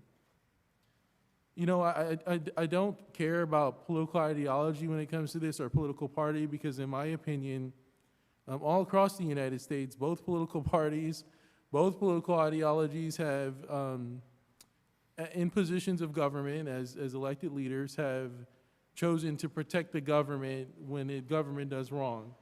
And in this situation, I think it would be not necessarily, I would recommend that we think a little bit more differently about how we would want to disband this commission, and even spell it out in language. And I understand that I see legal obligations here, but even including a section about the opinion of the Department of Justice, and then also maybe even considering that the citizens vote on this during a general election to disband this commission, because again, the city cannot be trusted to, clearly write, on its own, write policies, procedures, or even provide oversight over the police department. So, I just thought I'd make that point, and I know what we're saying here is not, official, it's just recommendation, but that's just my opinion on that. Thank you. All right, any other questions or comments or? Yes, actually, I have two. One of the things that wasn't included in the draft from us, and I almost forgot, so that bathroom break was needed for me to wake up. We actually discussed it on the dais. It just wasn't included because myself and Commissioner Kennedy had already done the draft. But we wanted to make sure that we extended the opportunity for the public to be present. And so we also wanted to do a recommendation that access to like a Zoom or something like that for people who cannot make it to these outside meetings be something that is included. We did discuss with Assistant City Attorney. There was another law that passed. I don't have my notes, I'm sorry, but I believe it was 77, AB or SB 70 or 77, which we can lean into the Assistant City Attorney for, that required council to have public access via technology. But we did want to make sure that that was extended to us and all other commissions as well. And then also, we voted on the dais several months ago that we wanted to go down to 1 meeting per month. It was mentioned earlier, and we wanted to take the opportunity this evening to see if we can do that immediately. Assistant City Attorney was also looking to communicate with you all in the background, but because we're here, that's one of the changes that we would like to make this evening if someone wants to motion it. Assistant City Attorney, if I could get clarification. I don't think we're here to vote on changes to the ordinance tonight, correct? No, but I believe that APOC would like an authorization to kind of, We can motion it, right? yeah, well, actually on this one, I'm not sure if a motion is appropriate. But I do know APOC was seeking authorization to go down to one meeting per month. Prior to the passage of the amendment, there, how do I put this? As opposed to taking a piecemeal approach towards this entire process, and you know, with the amendment being passed, it will take at least 30 days for it to come to effect, and the law can't be changed at a special meeting. Actually, that would have to come through a regular meeting. But we were I was looking into to see if there was any type of emergency procedure or anything like that. I have not identified anything at this time. But I do believe that the commission is somewhat concerned that if they were to go down to one meeting per month without the ordinance being updated, that they may be removed or something of that nature. So I think that they're seeking assurances that if they were to do that, there wouldn't be a problem. They're doing that with council's blessing. I cannot speak as to whether or not that would raise any other challenges at this time, though. Sure. And I wasn't, I had done some, and yes, as Chair Taylor requested, I had done some preliminary research into the matter, but that was not one of the many things I researched, particularly for this meeting tonight. Chair Taylor, have you ever gone down to one meeting in a month in the past? No, only for the months that have holidays. Okay, so you've consistently done 2 meetings a month? Yes. Okay.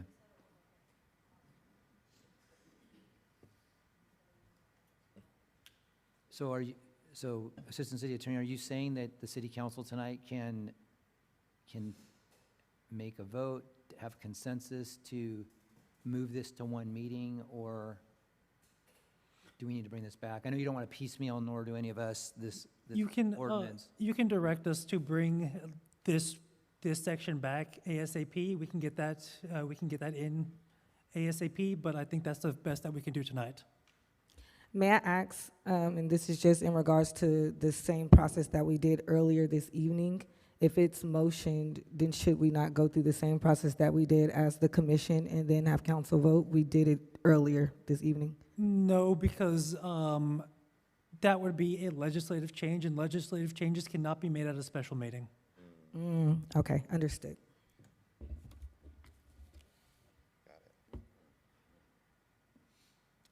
Where are we? We're done, right? Commissioner Kennedy. I have a question on one of the other blue line items, if that's okay. So it would be 4-3.109. It is the training heading, and it is item D at the top of the next page.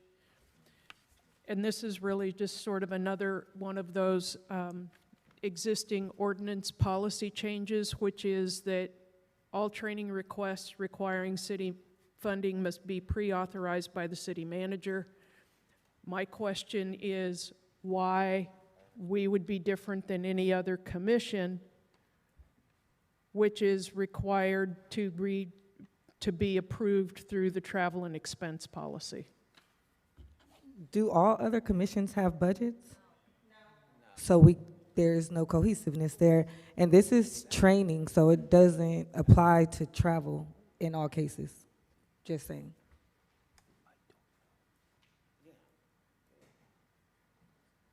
So the request is to add this to the list of changes that are being requested in order to make it consistent with the other commissions? It's simply a question based on the fact that there's an ordinance that states that appointed and elected officials follow a particular policy based on travel and reimbursement.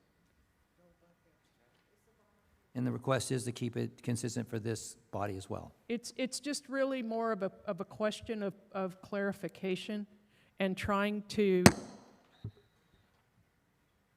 determine what makes, just simply for my own purposes, what makes us different. And I realize we have our own budget, but nonetheless, as far as the approval process, why that approval process is different than it is for anybody else. I actually agree with that. I just don't know if that technically applies to subsection D completely, because this specifically doesn't talk about travel. But I do agree with what you're saying. I do believe it should be cohesive in regards to the process of travel training and how that works for us. I just don't know if this particular section, and I do see why you're tying them together, because it's basically stating like we need the authorization of city manager versus just going through the compliance. So maybe the real answer would be to say, instead of it saying training here, travel, because this, I don't know if it applies. We don't always have to travel for training. Mr. Mayor, Ms. Cortez, during the budget deliberations, we specifically asked to have the travel policy come back to the city council to review it, modify it, possibly add or delete, to various sections in the policy. When do you think that might be coming to us? It will be after we adopt the budget, so probably the second meeting in July. July or August? Okay, Yes. Thank you. All right, so we have the red line with a couple of additional items from the commission. Is there anything else that council would like to say or do regarding this tonight? I want to know why that question came up, about the trainings and the budget for that. It's an item. No, I just want to ask, like, am I missing something? Like, I don't know. What's your question? Can't hear you. oh, I just wanted to know why the training requests requiring, can I see that? Mm-hmm. For city funding must be pre-authorized by the city manager. I just wanted to know why that question came up. I wasn't clear on why that question came up. I think Commissioner Kennedy was just bringing forward that there's an overall, is it a resolution? I believe it's an ordinance. There's an overall ordinance that reflects our, the way that we're supposed to be traveling and then being reimbursed. Okay. And this, although not all the way tied into that, does kind of reflect a part of what the ordinance shows. So she was just clarifying that this technically shouldn't be here if we're following the other ordinance, which all of the other commissions should be following as well. Did we get our budget approved by the? That's off topic. Okay. Thank you. So the question is, why was it added? I mean, I'm not trying to start anything, but why was this added? I'm talking about the blue lines and the blue lettering. Why was It wasn't added. I don't know if you all remember back in October when Assistant City Attorney and former Chief Addington drafted this and proposed it to y'all. Okay. This is that. So it's not anything new. It's that. Mm-hmm. Thank you for the clarity. Mm-hmm. All right, so if there isn't anything else on this item, we will move on to item number 3. Assembly Bill AB 847, Sharp Collins, Peace Officers Confidentiality of Records. Presentation by our Assistant City Attorney, please. Yes, so in January 1st of this year, AB 847 went into effect, and that essentially changed Penal Code Section 832.7. There are some other sections that it changed, but 832.7 is the one that is relevant to our discussion today. You'll see in the attachment that I have here for you, I've highlighted that section there with the new language. And so under AB 832.7, without giving you too much of a law school legal lesson, it classified officer personnel files as confidential outside of very specific instances, and only certain people could access those files. Before January of this year, civilian oversight boards or commissions were not included on that list of individuals who could access officer personnel files. Now, under the updated law, civilian oversight boards or commissions were added if enacted by or when duly enacted by a municipal or county ordinance. So that means that, when this commission was formed back in 2022, the ability did not exist for the commission to look at officer personnel files. That was something that did not exist in the general law. There were some charter cities that had that, but it was the city's position that that was not something that could be done under the general law. That has now changed. The other part of that is that if the council would like APOC to get that authority to look at those, it must be enacted via ordinance. Thus, which means it would have to be added to their duties and powers under section 4-3.110 that we've already discussed. Now, exactly what that would look like, unfortunately, I don't know exactly what that would look like at this time. This is a brand new law. To my knowledge, no other cities have amended we're one of 6 general law cities that has a police oversight commission. And from the research that I have conducted, none of the other 5 cities has updated their code since this new law came into effect. So unfortunately, I don't know what they're doing. But there are some considerations that I think would be appropriate for the council to consider if they would like staff to start kind of looking into that and developing a process to possibly bring forward to council in the future. So there are things like, this would foster stronger community engagement. It would provide further procedural safeguards against officer misconduct, but it could also have impacts to police department recruitment morale. There are certain confidentiality concerns related to officer personnel files that could trigger the meet and confer process, which would have to be done prior to the enactment of any implementation of an ordinance change that would affect those rights. It could also require, or it also likely requires, further qualifications from APOC members. I know from past discussions, there was a reluctance to require background checks. For example, if APOC were to be able to look at officer personnel records, background checks would become mandatory because of what's in there and the confidentiality concerns that are there. There's also additional staffing that it could require, which could include additional overtime costs, increased administrative costs, and the reduction of other essential services to free up staff to comply with any mandate that would come there.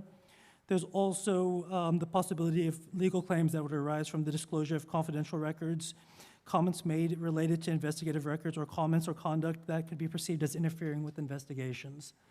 So here we have members of our police department. We have Police Chief Hill. We have Captain Shane Bauer here, who can speak to the impact it could have on the police department. And we have Acting City Manager Cortez here, who can speak to some of the staffing and some of the fiscal impacts it could have. I am also available to answer any of the legal questions that would arise from this.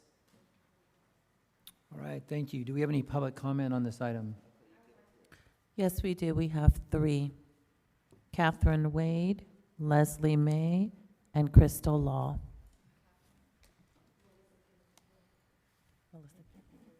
And Melissa Case. Thank you.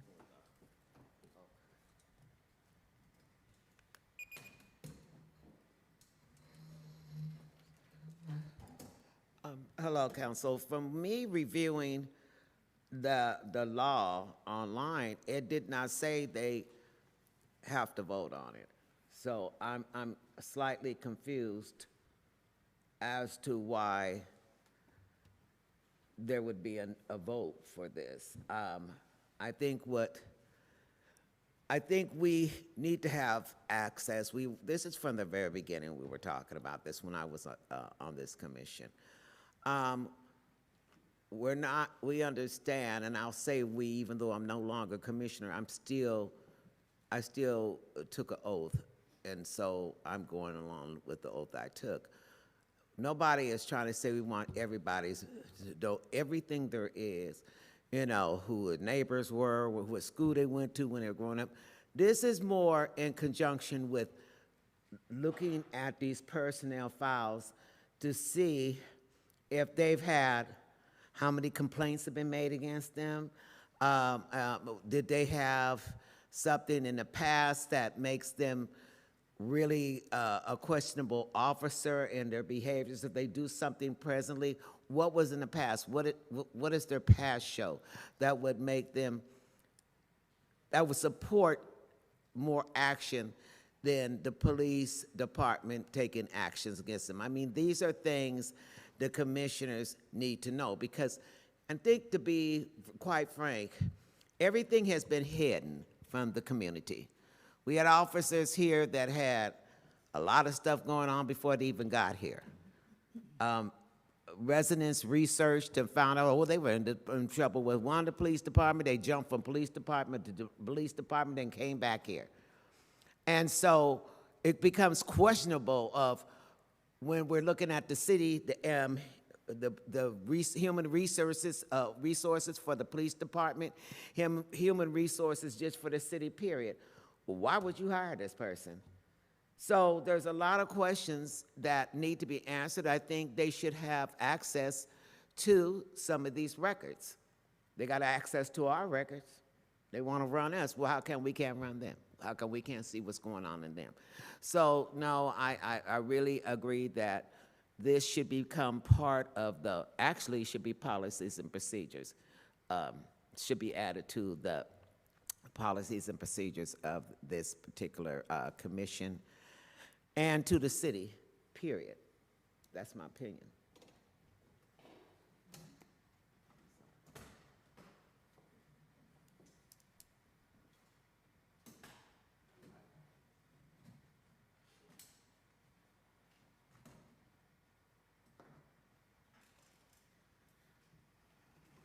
Although I realize that you guys have, that you have to do your job, I get that, but it says, as a statewide California Assembly Bill 847 automatically applies to all cities and counties in the Bay Area that have active civilian law enforcement oversight boards or county inspector generals. It does not require local cities to pass their own individual laws to implement it. Rather, it changes state law to instantly grant existing local oversight bodies. I'm going to give you guys an example. We had officers who left here who were a part of the scandal who are now in San Pablo. They're now in San Leandro. They're now in Ohio or wherever. Like, they're basically in other counties in our area still. And there was no way for them to look that stuff up. So, you know, as far as I'm concerned, as far as I can see, I realize that he has to do his job, but this is just an instantaneous thing. We need this for them to be able to do their job correctly, because otherwise we're gonna end up with some other crappy police officers who don't care about the city of Antioch, and then we're being taken back to 1952. And I think that what Chief Vigil has done with this police department is so far what I can see outstanding. If we have issues, we can contact him anytime. If I have a problem with the officer, if I feel like there's an issue, I can confidently go to Chief Vigil, email him, he will respond to me. I can walk up to him, tell him I have an issue, and he will let me know, Crystal, I got this. Don't worry about it. Let me find out the details. And he will investigate it to his ability. So I think that we have a confident chief, right? But we still need the oversight committee to be able to have access to this type of stuff so that we're not left in the dark as civilians. I can come up to them and say whatever I gotta say, but where can they go from there? If somebody's made a formal complaint to the police department, it goes not to the chief, but it goes to a private and separate off-grid investigator. To my knowledge, my complaint went to an off-site person who investigated it independently, which is fine, but it takes up to a year for that to happen. So it's not like it's a fast process, you know? It takes a while. And so for them to be able to, if I'm coming up and complaining, I'd want them to be able to investigate that officer.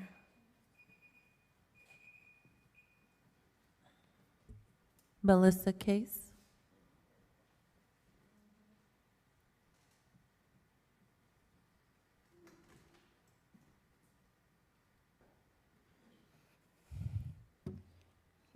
You've all heard me say this before, but I'm going to say it again. But I want to start off with the purpose of APOC is the Police Commission shall promote and encourage non-biased community-based policing. And I also think that the APOC should also represent that non-biased policies and meetings. And I haven't seen that recently, but let me get on to oversight, which is what this commission is about. We don't want a repeat of what happened before. Now, do I trust the police 100% anymore? No.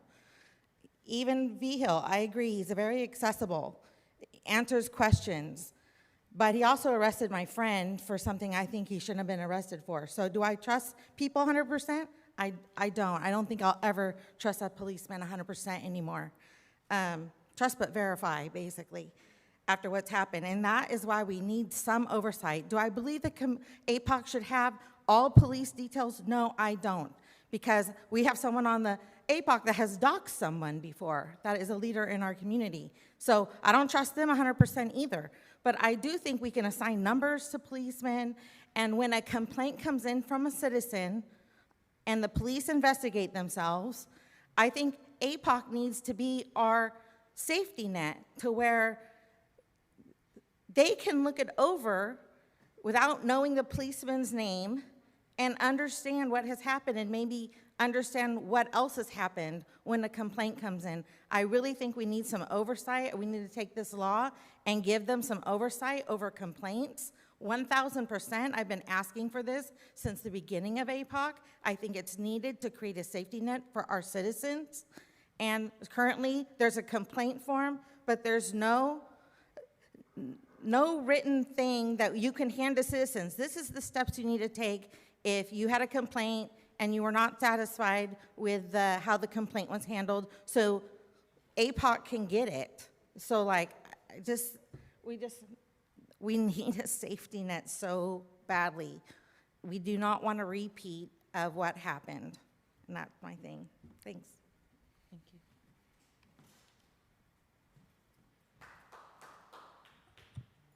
Hello, everyone. I agree with a lot of what was been said up here. I feel like the whole point of the APOC has been for transparency. Going back to my case, which I feel like I could speak, comfortably about, when I was attacked and beaten, I was choked unconscious, kicked in the face, all the stuff that happened to me, and then I had to face court for like 3 years, thinking I was going to go to jail because I attacked police officers when I know it was the other way around. When I made it and was cleared and all my charges were dropped because a video surfaced, an original video that was hidden, by the way, down at the police station for 2 years. Finally, when that original video came and I was cleared, the whole world knew what happened to me if you wanted to know. I got cleared, but I never knew what happened to those guys. And so that's part of the issue I hear is, that I feel is that we don't have no transparency on discipline. I don't know if they ever got disciplined. For all I know, they were high-fiving and making jokes about it. The guy rose to be the president of the police officers union. He was the main instigator that attacked and beat me. So if these guys can't tell whatever happens with someone's discipline or complaints that they've been filed, I was part with Catherine, I know she left, but we fought for SB 1421, the right to know. And you couldn't even look back, even when we won, only 5 or 7 years back. So the departments were purging old past records. So we couldn't even look at certain ones. So I don't know, I feel like I'm just getting kind of jumbled in my thoughts here, but I feel like the most information they could have is going to be the most beneficial to us as a community, to them, to the department. I wouldn't want to come into a department as a young guy looks a lot younger to me, and have to work with Rick Hoffman or Chris Kent. Unfortunately, that's probably still happening. But this should be prevented. These guys should not be here. And I feel like the secrecy of not knowing, like, one, who the officers are with all the blacked out stuff in the text message scandal, but also if they can't review certain information or details about officers past, we're just gonna hire the bad ones again. So, anyways, I hope that they get the information they need to make a properly informed decision. Thanks. No further comments, thank you. All right, thank you. So this is before the council and commission regarding possibly including this assembly bill into the police oversight duties. Mr. Mayor, I'd like to have the chief come forward and give his view of Assembly Bill 947 and tell us, 847, sorry, and give us your thoughts.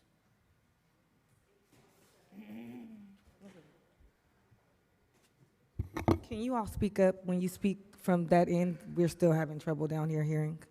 Thank you. Yes.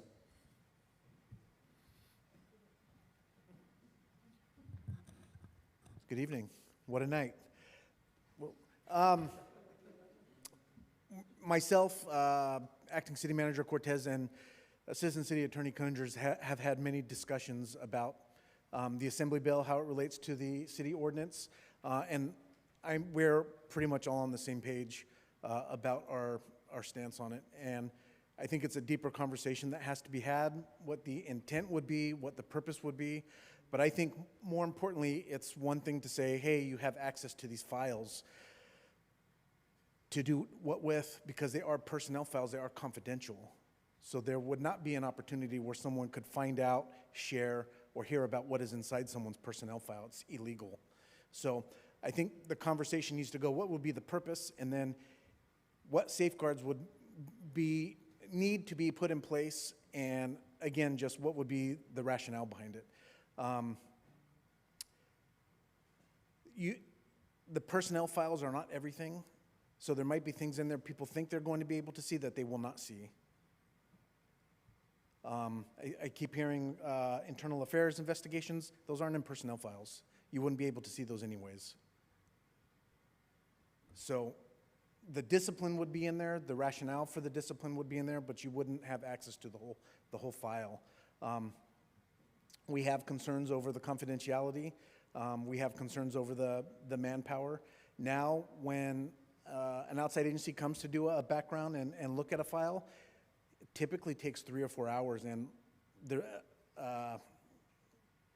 records. Help me out, Kevin. The keeper of the records. Oh, the custodian of the records. The custodian of the records for the police department, sorry, has to sit with them the whole time. So it's not as easy as just, hey, let me see the file, let me run through it, let me grab all this information, and let me go back and share it. It doesn't work like that. You're not allowed to share that information. So I think if this was going to be something we would entertain, I think we have to have a deeper discussion. I think there needs, what would be the purpose? What will we do with that information? And yeah, there are systems in place internally that were not there several years ago, from beginning to end. When we meet tomorrow, we'll be talking about our next presentation. Like Mr. Benoni said, it has been some time since we've done the IA presentation. We had a conversation earlier today with the IA sergeant that he will probably be presenting to APOC in probably not July because there's only one meeting, but August or September. So we can kind of bridge that gap. And I did like the idea of, hey, the step-by-step process on what happens to an IA. We talk about it a lot. There's a lot of ways the public can access complaints, but maybe, and I wouldn't be opposed to working on what would be a laid out version of that so the community can have. Maybe that's something that we put on our transparency portal page. Maybe that's something we put on our web page. Maybe it's something that we bring with us to meetings, but the law is not as easy as, hey, come and look at the files and share it with everyone. That's not what it was intended to do. So let me ask, in the staff report, it talks about this AB 847 for the various Bay Area cities. Are there any cities that you're aware of that have that are similar to Antioch? And how did they address some of the issues that you have raised, as well as there's 7 items under the analysis? I'm going to defer to the assistant city manager, city attorney, because Yes. this came up in our conversation earlier today. So there are, as I said, for general law cities, there are 5 other cities that have a police oversight commission. They are La Mesa, Davis, Novato, Claremont, National City. Those are the only ones. None of them have amended their ordinance since the passage of AB 847, at least not that I could see. I went to check. I went to the websites. Their code may not be updated, but they have a list of whatever ordinances that have been passed since the beginning of the year. I did not see anything for any of those cities. So none of them addressed it directly. There are some of those cities do have schemes where their police oversight commissions have some interaction with complaints and things of that nature, but they all have a lot different structures than we have here. And I'm happy to kind of go into what my research showed on what those look like. Not sure if that's exactly quite what we're here at, but we haven't, I'm not aware of any city comparable to Antioch that has done something like this. Thank you. Wanted to So mention. you, Go ahead. you basically went on their website, looked at their ordinance, and saw that they didn't change it. So there wasn't like a discussion with anybody from those municipalities to ask them, like, do they have a plan to change it? Does anybody reach out to their acting police oversight commissions to see if they have agendized it, or if they're discussing it, or it was just going on the website and seeing if the ordinances were the same or updated? For this, it was just looking to see if anybody had enacted something so far, and no, we haven't seen that anybody has. So at you this don't know if they've discussed it, you don't know if they're in the process of possibly amending, or if their oversight commissions have even taken this issue up? I'm not aware, no. I think it's always great to actually talk to the people. Like, a lot of people go on our city website and they complain all the time. Somebody said, oh, you said business license in 3, you know what I mean, in like 3 to 6 business days. And then I talked to Anna, and it's like, actually, it's more like 3 to 6 weeks. But on the website, right? So people have to call and often get information. I would have hoped that we would have actually like gotten some feedback, or is it possible to understand? Because when you say you haven't seen it online, it's not like talking to an actual person to see if they even have it coming up on the table. The question I have for the chief is, I know there was a fight to have so these transparency portals put up, where if some departments are putting if officers have misconduct, complaints, and a lot of those things in these kind of portals online, so people could actually see like what was the disciplinary outcome, what was the complaints. And I believe Richmond has a portal, but I don't know how deep they actually go with that kind of stuff. And you're saying we have a portal that actually has all of that on it already? We have a couple different portals. We have been working on sharing the IA portal because our computer systems are dated. It's harder than we thought it was going to be to build it out, but it is still something that we are working on. It didn't help that we changed the website to a different website. We went away from the webmaster that we were using, and it's trying to get 2 different systems, especially an older system, to work with something newer. It is not cheap and it's not fast. But there are some cities who are publishing that type of information. Yes, and we want to be one of those cities as well. And we want to be one of those cities, so would it make sense to say that you're looking at how to make that data public anyway, and just have a conversation about, I mean, if it's going to be a public portal soon, why couldn't that information just be brought to APOC? We presented it to APOC last year, and we're getting ready to present it again. It's not a secret. So we're that's very the open. complaints, Yep. the complaints filed against the officer, do you keep the officer's name confidential? Yeah, we cannot share that at all. It's illegal. Not So anymore. people would just be able to, so what you're saying is like, even if the portal went up, people would see like, maybe it will say 1 officer, this many complaints, this was the disciplinary and the justification for discipline, but the public won't know if that officer is the one who pulled them over. Or Right, because it's a personnel issue, Yeah. it would be illegal to share it. to share their name or information. And But if somebody brought you, if complaints continued and you knew it was a specific officer, what are the next steps then? we have systems in place. Our EIS system was turned on 2 years ago, 3 years ago. So we've been monitoring across many different, not just complaints, but various different tracking call types, incident types. We're trying to expand that now through part of the BERS agreement to cover more fields. And not necessarily in a negative way. We're also trying to track, where's Ms. May at? Emotional and wellness triggers as well. So it's not just, please don't look at the system as just a mechanism to discipline people. This is also a mechanism for us to make sure our officers remain mentally healthy, physically healthy, and strong and supported as well. So the EIS, we're trying to build out to incorporate all that.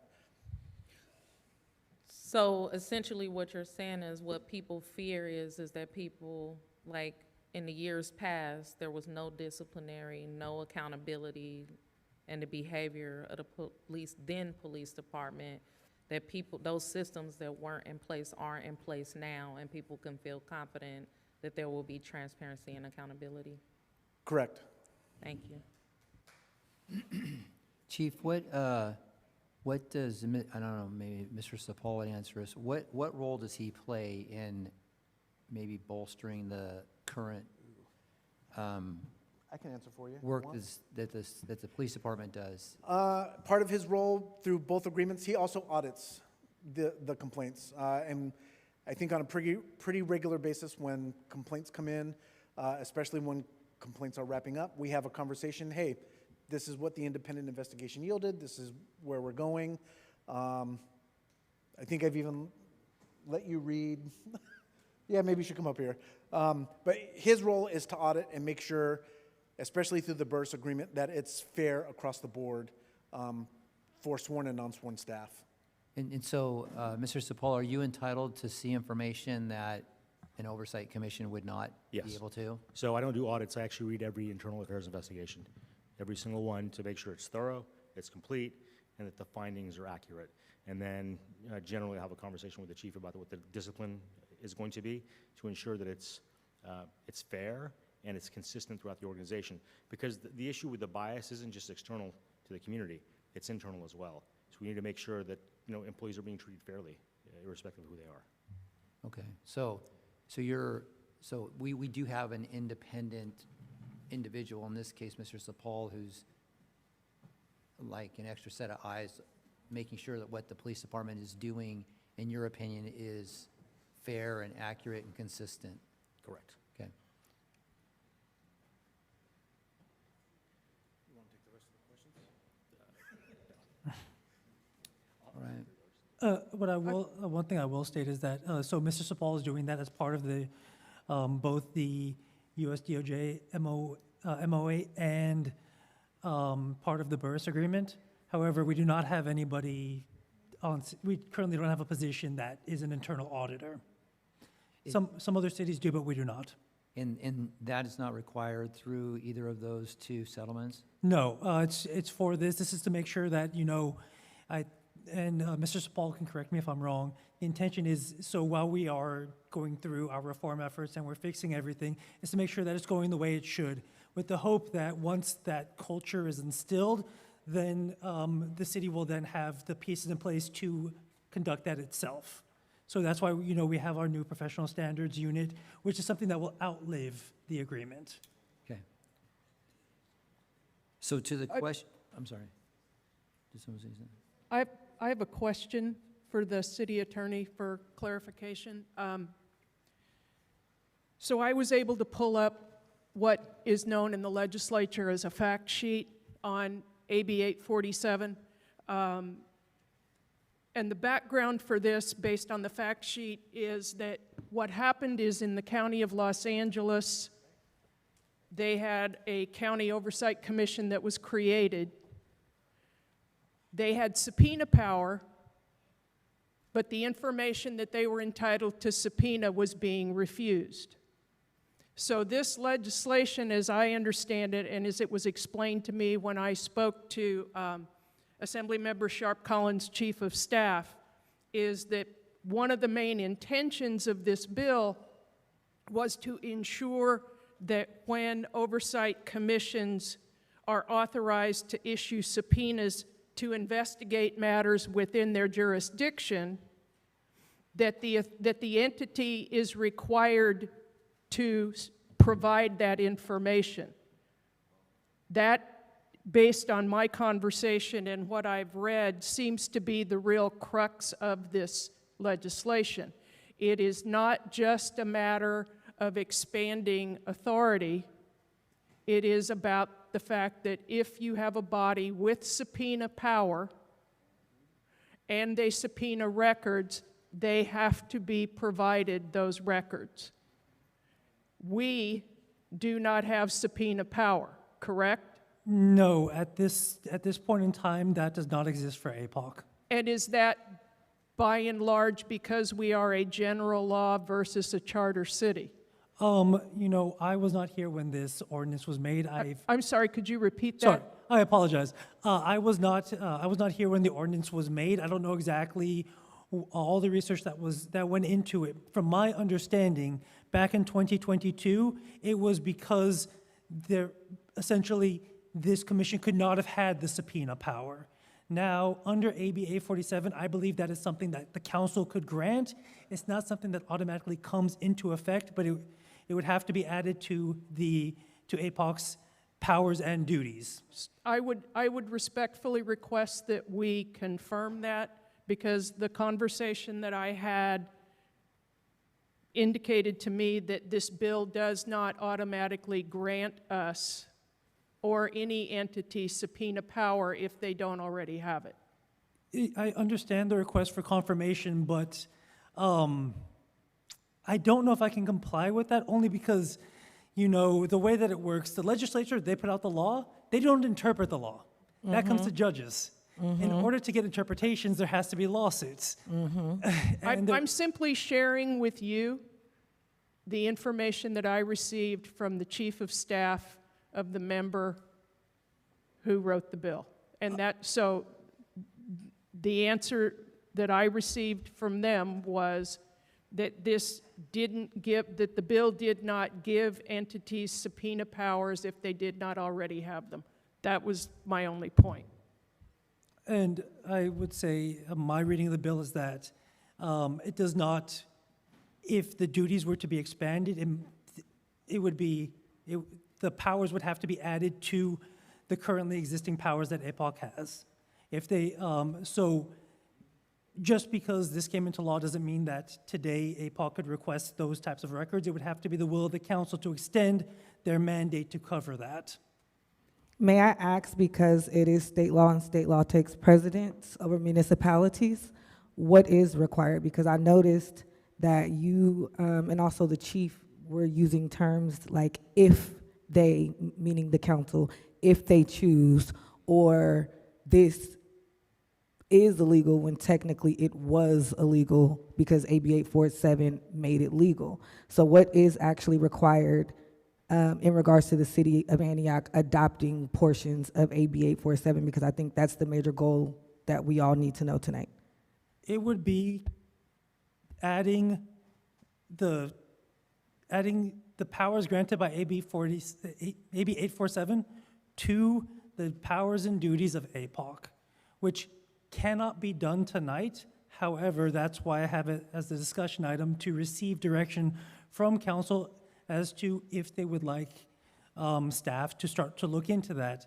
And where I listed the considerations, there are a number of different steps that would be involved there. As I said, there's certain things when it comes to confidentiality. There could be meet and recur. There are likely meet and confer requirements. So that would be meetings with the union beforehand. I can also say from my experience with the ongoing reform effort that we've had, a big thing has been getting all the shareholders involved in the situation. And here, that would be the officers, because this would be giving This would be opening their personnel files.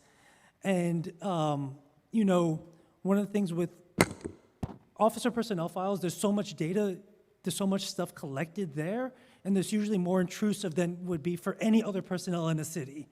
Thus, you have a lot more information there, and that connected with the heightened safety concerns is why there is so much protection over those files. Generally, public can't even access them. Even if you're in a criminal case, you have to file a motion first, then a judge reviews the files, then they determine what gets opened up to defense counsel. And lots of times that's just names and phone numbers, not even the language that's in there. So the protections there are very strong, and those protections are not affected by this change of law.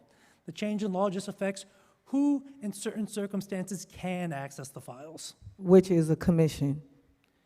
It adds the commission as an authorized body, but it's the city's position that it would still have to be one of the duties of the commission to do so. So without amending the ordinance to include that as one of the duties, we don't believe that it would be effective. So essentially, and then I have one more question for the chief. So essentially what you're saying is it is not something that is being discussed if we have to implement AB 847. It is how the council chooses to implement AB 847 as they see it fitting to us and as the law is written here. That's a question. Sorry, was that a question for the chief or? For you. Sorry, I thought the question was. No, it's okay, because I have a question for him after. I was just saying, so essentially what you're saying is tonight we are discussing what the implementation actually looks like versus whether it's optional or not, because it is state law. So we essentially are talking about how it's going to be implemented. I believe that the discussion here tonight is whether there's direction from council to start looking into that, because as I already stated, there's so many different things here. I don't really know what that's going to look like, and I don't want to opine what that's going to look like without having an idea. Right, no rush, but just the goal is implementation, correct? That is up to the council. And I would also like to ask that we, as this process moves forward, I would like more detail on the required qualifications for APOC and background investigations and certifications that will be required for all members authorized to inspect investigative records.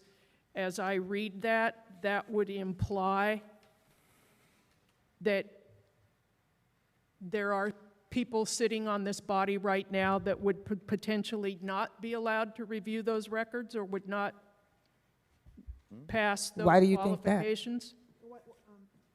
Can you tell us, why do you think that? Why do you think that I'm some of us curious. would be allowed to view those records? Come on, tell us. No, I'm simply saying, it says required qualifications, background investigations, and certifications if not every member achieved all of those benchmarks. Okay, but where are you getting that information from?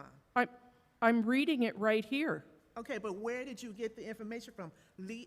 Show us where we can find that. That's what I'm asking for. I'm asking for the information that is in this bullet point.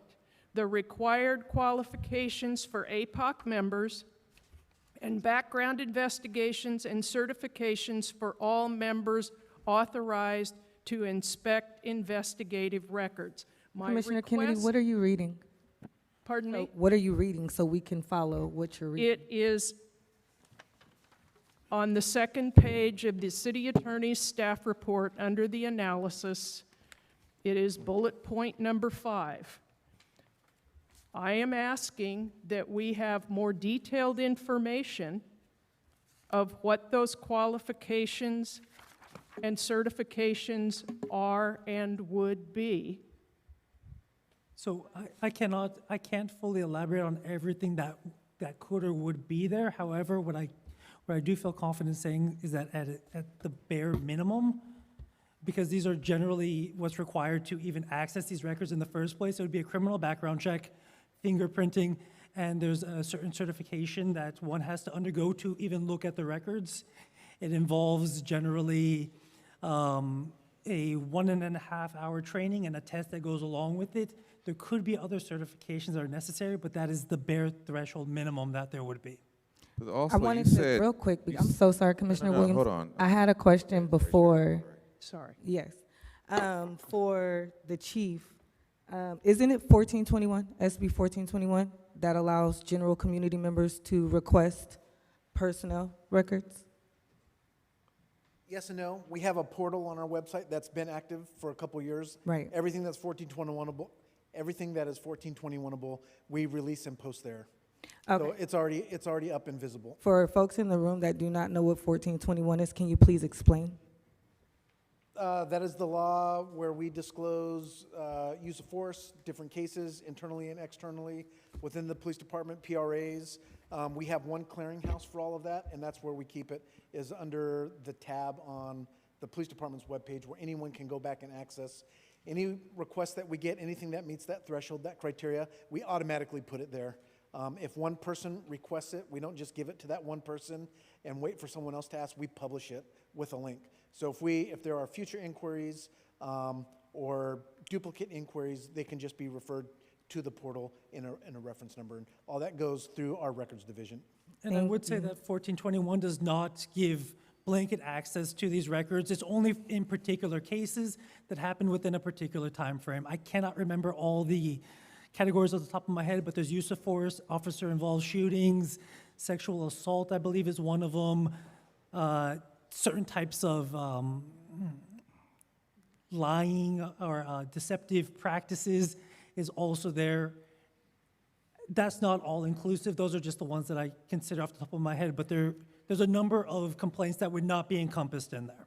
Absolutely. Thank you for mentioning those. Several of those policies that you mentioned fall under our commission's purview. The reason why I brought that up is because clearly there is general access to personnel records. It's been that way since, 2018, 1421, out of Senator Skinner's office? I don't recall the Former? senator specifically. Yeah, I believe so. And with that being said, I did read the bill. Background checks are not mandatory. The same way that I can go right now to the portal and submit a 1421, the names of officers are listed when they have a 1421 released, correct? A 1421 case, correct. Exactly. And so we as appointees, essentially what's being stated here or being considered is if we are trustworthy enough or responsible enough to get information that is already accessible to the world in the state of California. So 1421 is a little bit different. 1421 makes those particular records into public records. What is outlined in AB 8, in the amended Penal Code Section 832.7 is far broader than that. That's kind of what it is. It would give access to different things. Now, if the issue was simply whether or not APOC would have the ability to review 1421 information, that's a whole different discussion. Because, as I stated, the things disclosable under AB 1421, anybody can request those. The legislature has found that those are not protected by privilege. That is not what AB 847 did. AB 847 still leaves the currently existing confidentiality in place, which means that you would still have the requirements to access those you would still have certain requirements to access those confidential files outside of what's published pursuant to 1421 or SB 2, which is another companion bill, but it covers the same, I'm familiar. same area. So yes, my point wasn't to confuse the two, it's to show the similarities, right, in how the general public has access, but we are right now discussing the general concerns over appointees. I fully agree that, similar to what Commissioner Kennedy stated, the regards of implementation of confidentiality, trainings, et cetera, are all other things that council considers as they look into implementing this and adding it to our ordinance. But I just want to highlight the importance, not only that of what community spoke of, but also entrusting the people that you appointed here to be, to have integrity and to move forward that way, knowing that we're all adults and that we don't plan on harming the officers that serve our community, but that we're in protection of both them and the community members that we serve. I wanted to ask a clarifying, question. Commissioner Kennedy,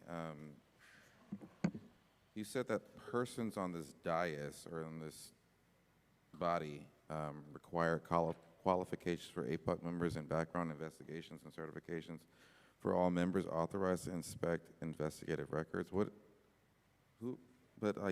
did you point that out? I'm confused. Are we not authorized? I was just confused. She was asking for clarification on what that would look like, but Assistant City Attorney stated that at this time he cannot fully speak to that because it is not developed yet. Oh, okay, because I was like, girl.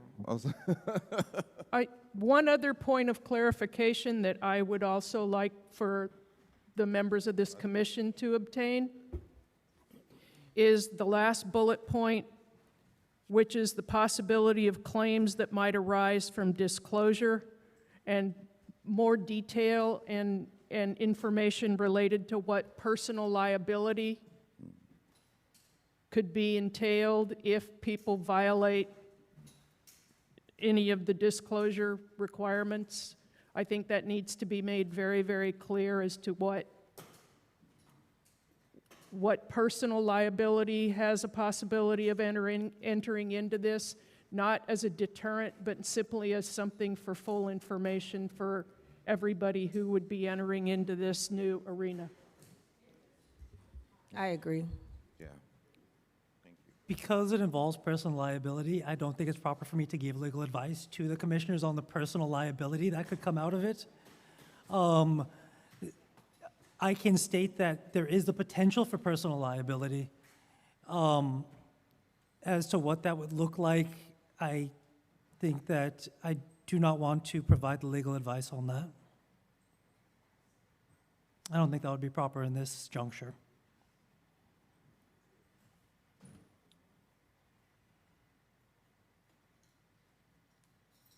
All right, so this question is before the city council now.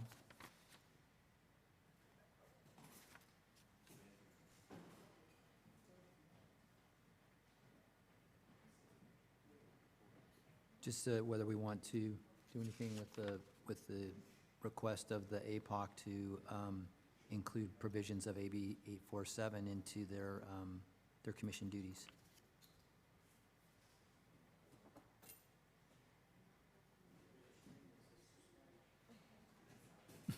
My comment would be,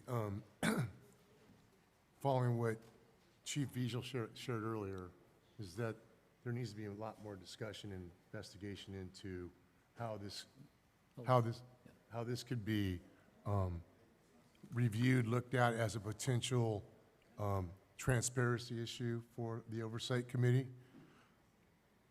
In my work in HR, there's, no matter what you do, confidentiality for employee rights is that across whatever organization I've been a part of, that has to be thoroughly looked at and reviewed before any kind of policy changes can be made. That would be my recommendation, would be to have the chief, the attorney's office, city manager, acting city manager, look at this further and maybe come back with some potential recommendations. But I think there's a great deal more discussion and investigation before we can take any action on any ordinance changes.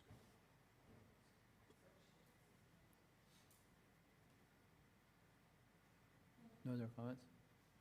No?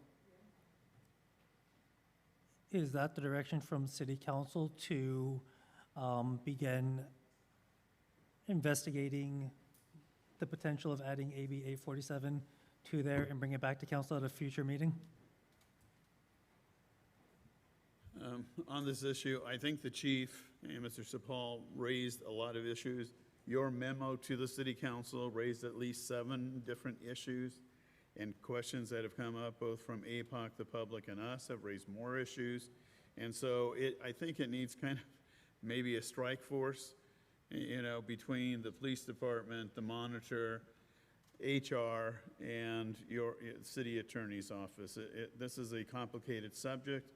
I think as a council member, we need to have a thorough understanding of all questions, liabilities, exposures that we would have in the general public, so that we would be able to make an informed decision. Right now, it's a lot of speculation. A lot of people have interpreted it, but I think it needs a more thorough, objective, unbiased view before we move forward.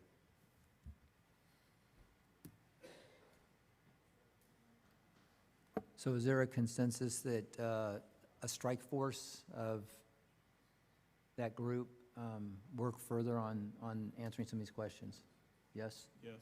Yes. Yes, so that would be the direction, Assistant City Attorney, to the points you brought up and the other things that have come up tonight. May I ask if the commission could be included on the strike force? Especially because I have a personal relationship with the member's office who drafted the legislation.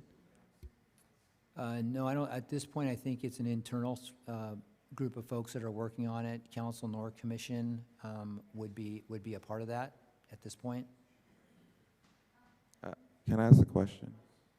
Vice Chair Williams. Can Councilmember Freitas elaborate on why he says unbiased? What's unbiased? Excuse me? You said unbiased. What's the unbiased? To have an objective report. I can't hear you, sir. Sorry. Have an objective report. Okay. I don't understand your question. Okay, I was just asking. I'm just saying. Thank you. Unbiased means an objective report.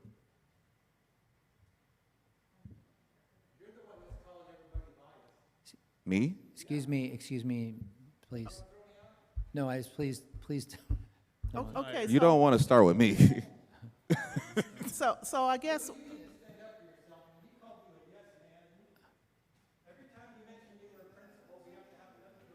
I'm not the one, sir. I'm a volunteer. so I guess, and let me see if I understand correctly. You don't think it is beneficial for any of the commissioners to be a part of that, whatever the task force is called? Did I hear that correctly? I'll answer that. That's correct. Because nor is it, appropriate to have a council member on the strike force. They're the professionals. They're going to do the research, and when they're finished, we'll probably have more meetings with the city council and APOC. So the answer is yes. It would be, in my opinion, inappropriate for you to be on it or any member of council.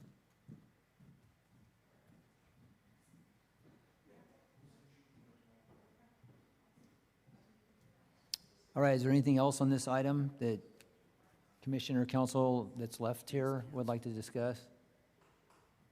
All right, hearing none, could I get a motion to adjourn? Move to adjourn. Have a second? Does anybody want, I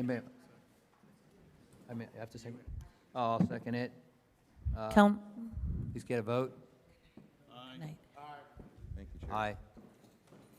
thank you. Councilmember Rocha, We're taking a call. Aye. and here. Thank you. Councilmember Torres Walker is absent. Councilmember Wilson? Absent. Mayor Pro Tem Freitas? Yes. Mayor Bernal? Yes. Thank you. Commissioner Benoni? Aye. Commissioner Peterson? Aye. Commissioner Solis is absent. Commissioner Kennedy? Aye. Commissioner Lacioja has left. Vice Chair Williams? Aye. And Chair Taylor has left. Motion to adjourn at 9:24. Thank you.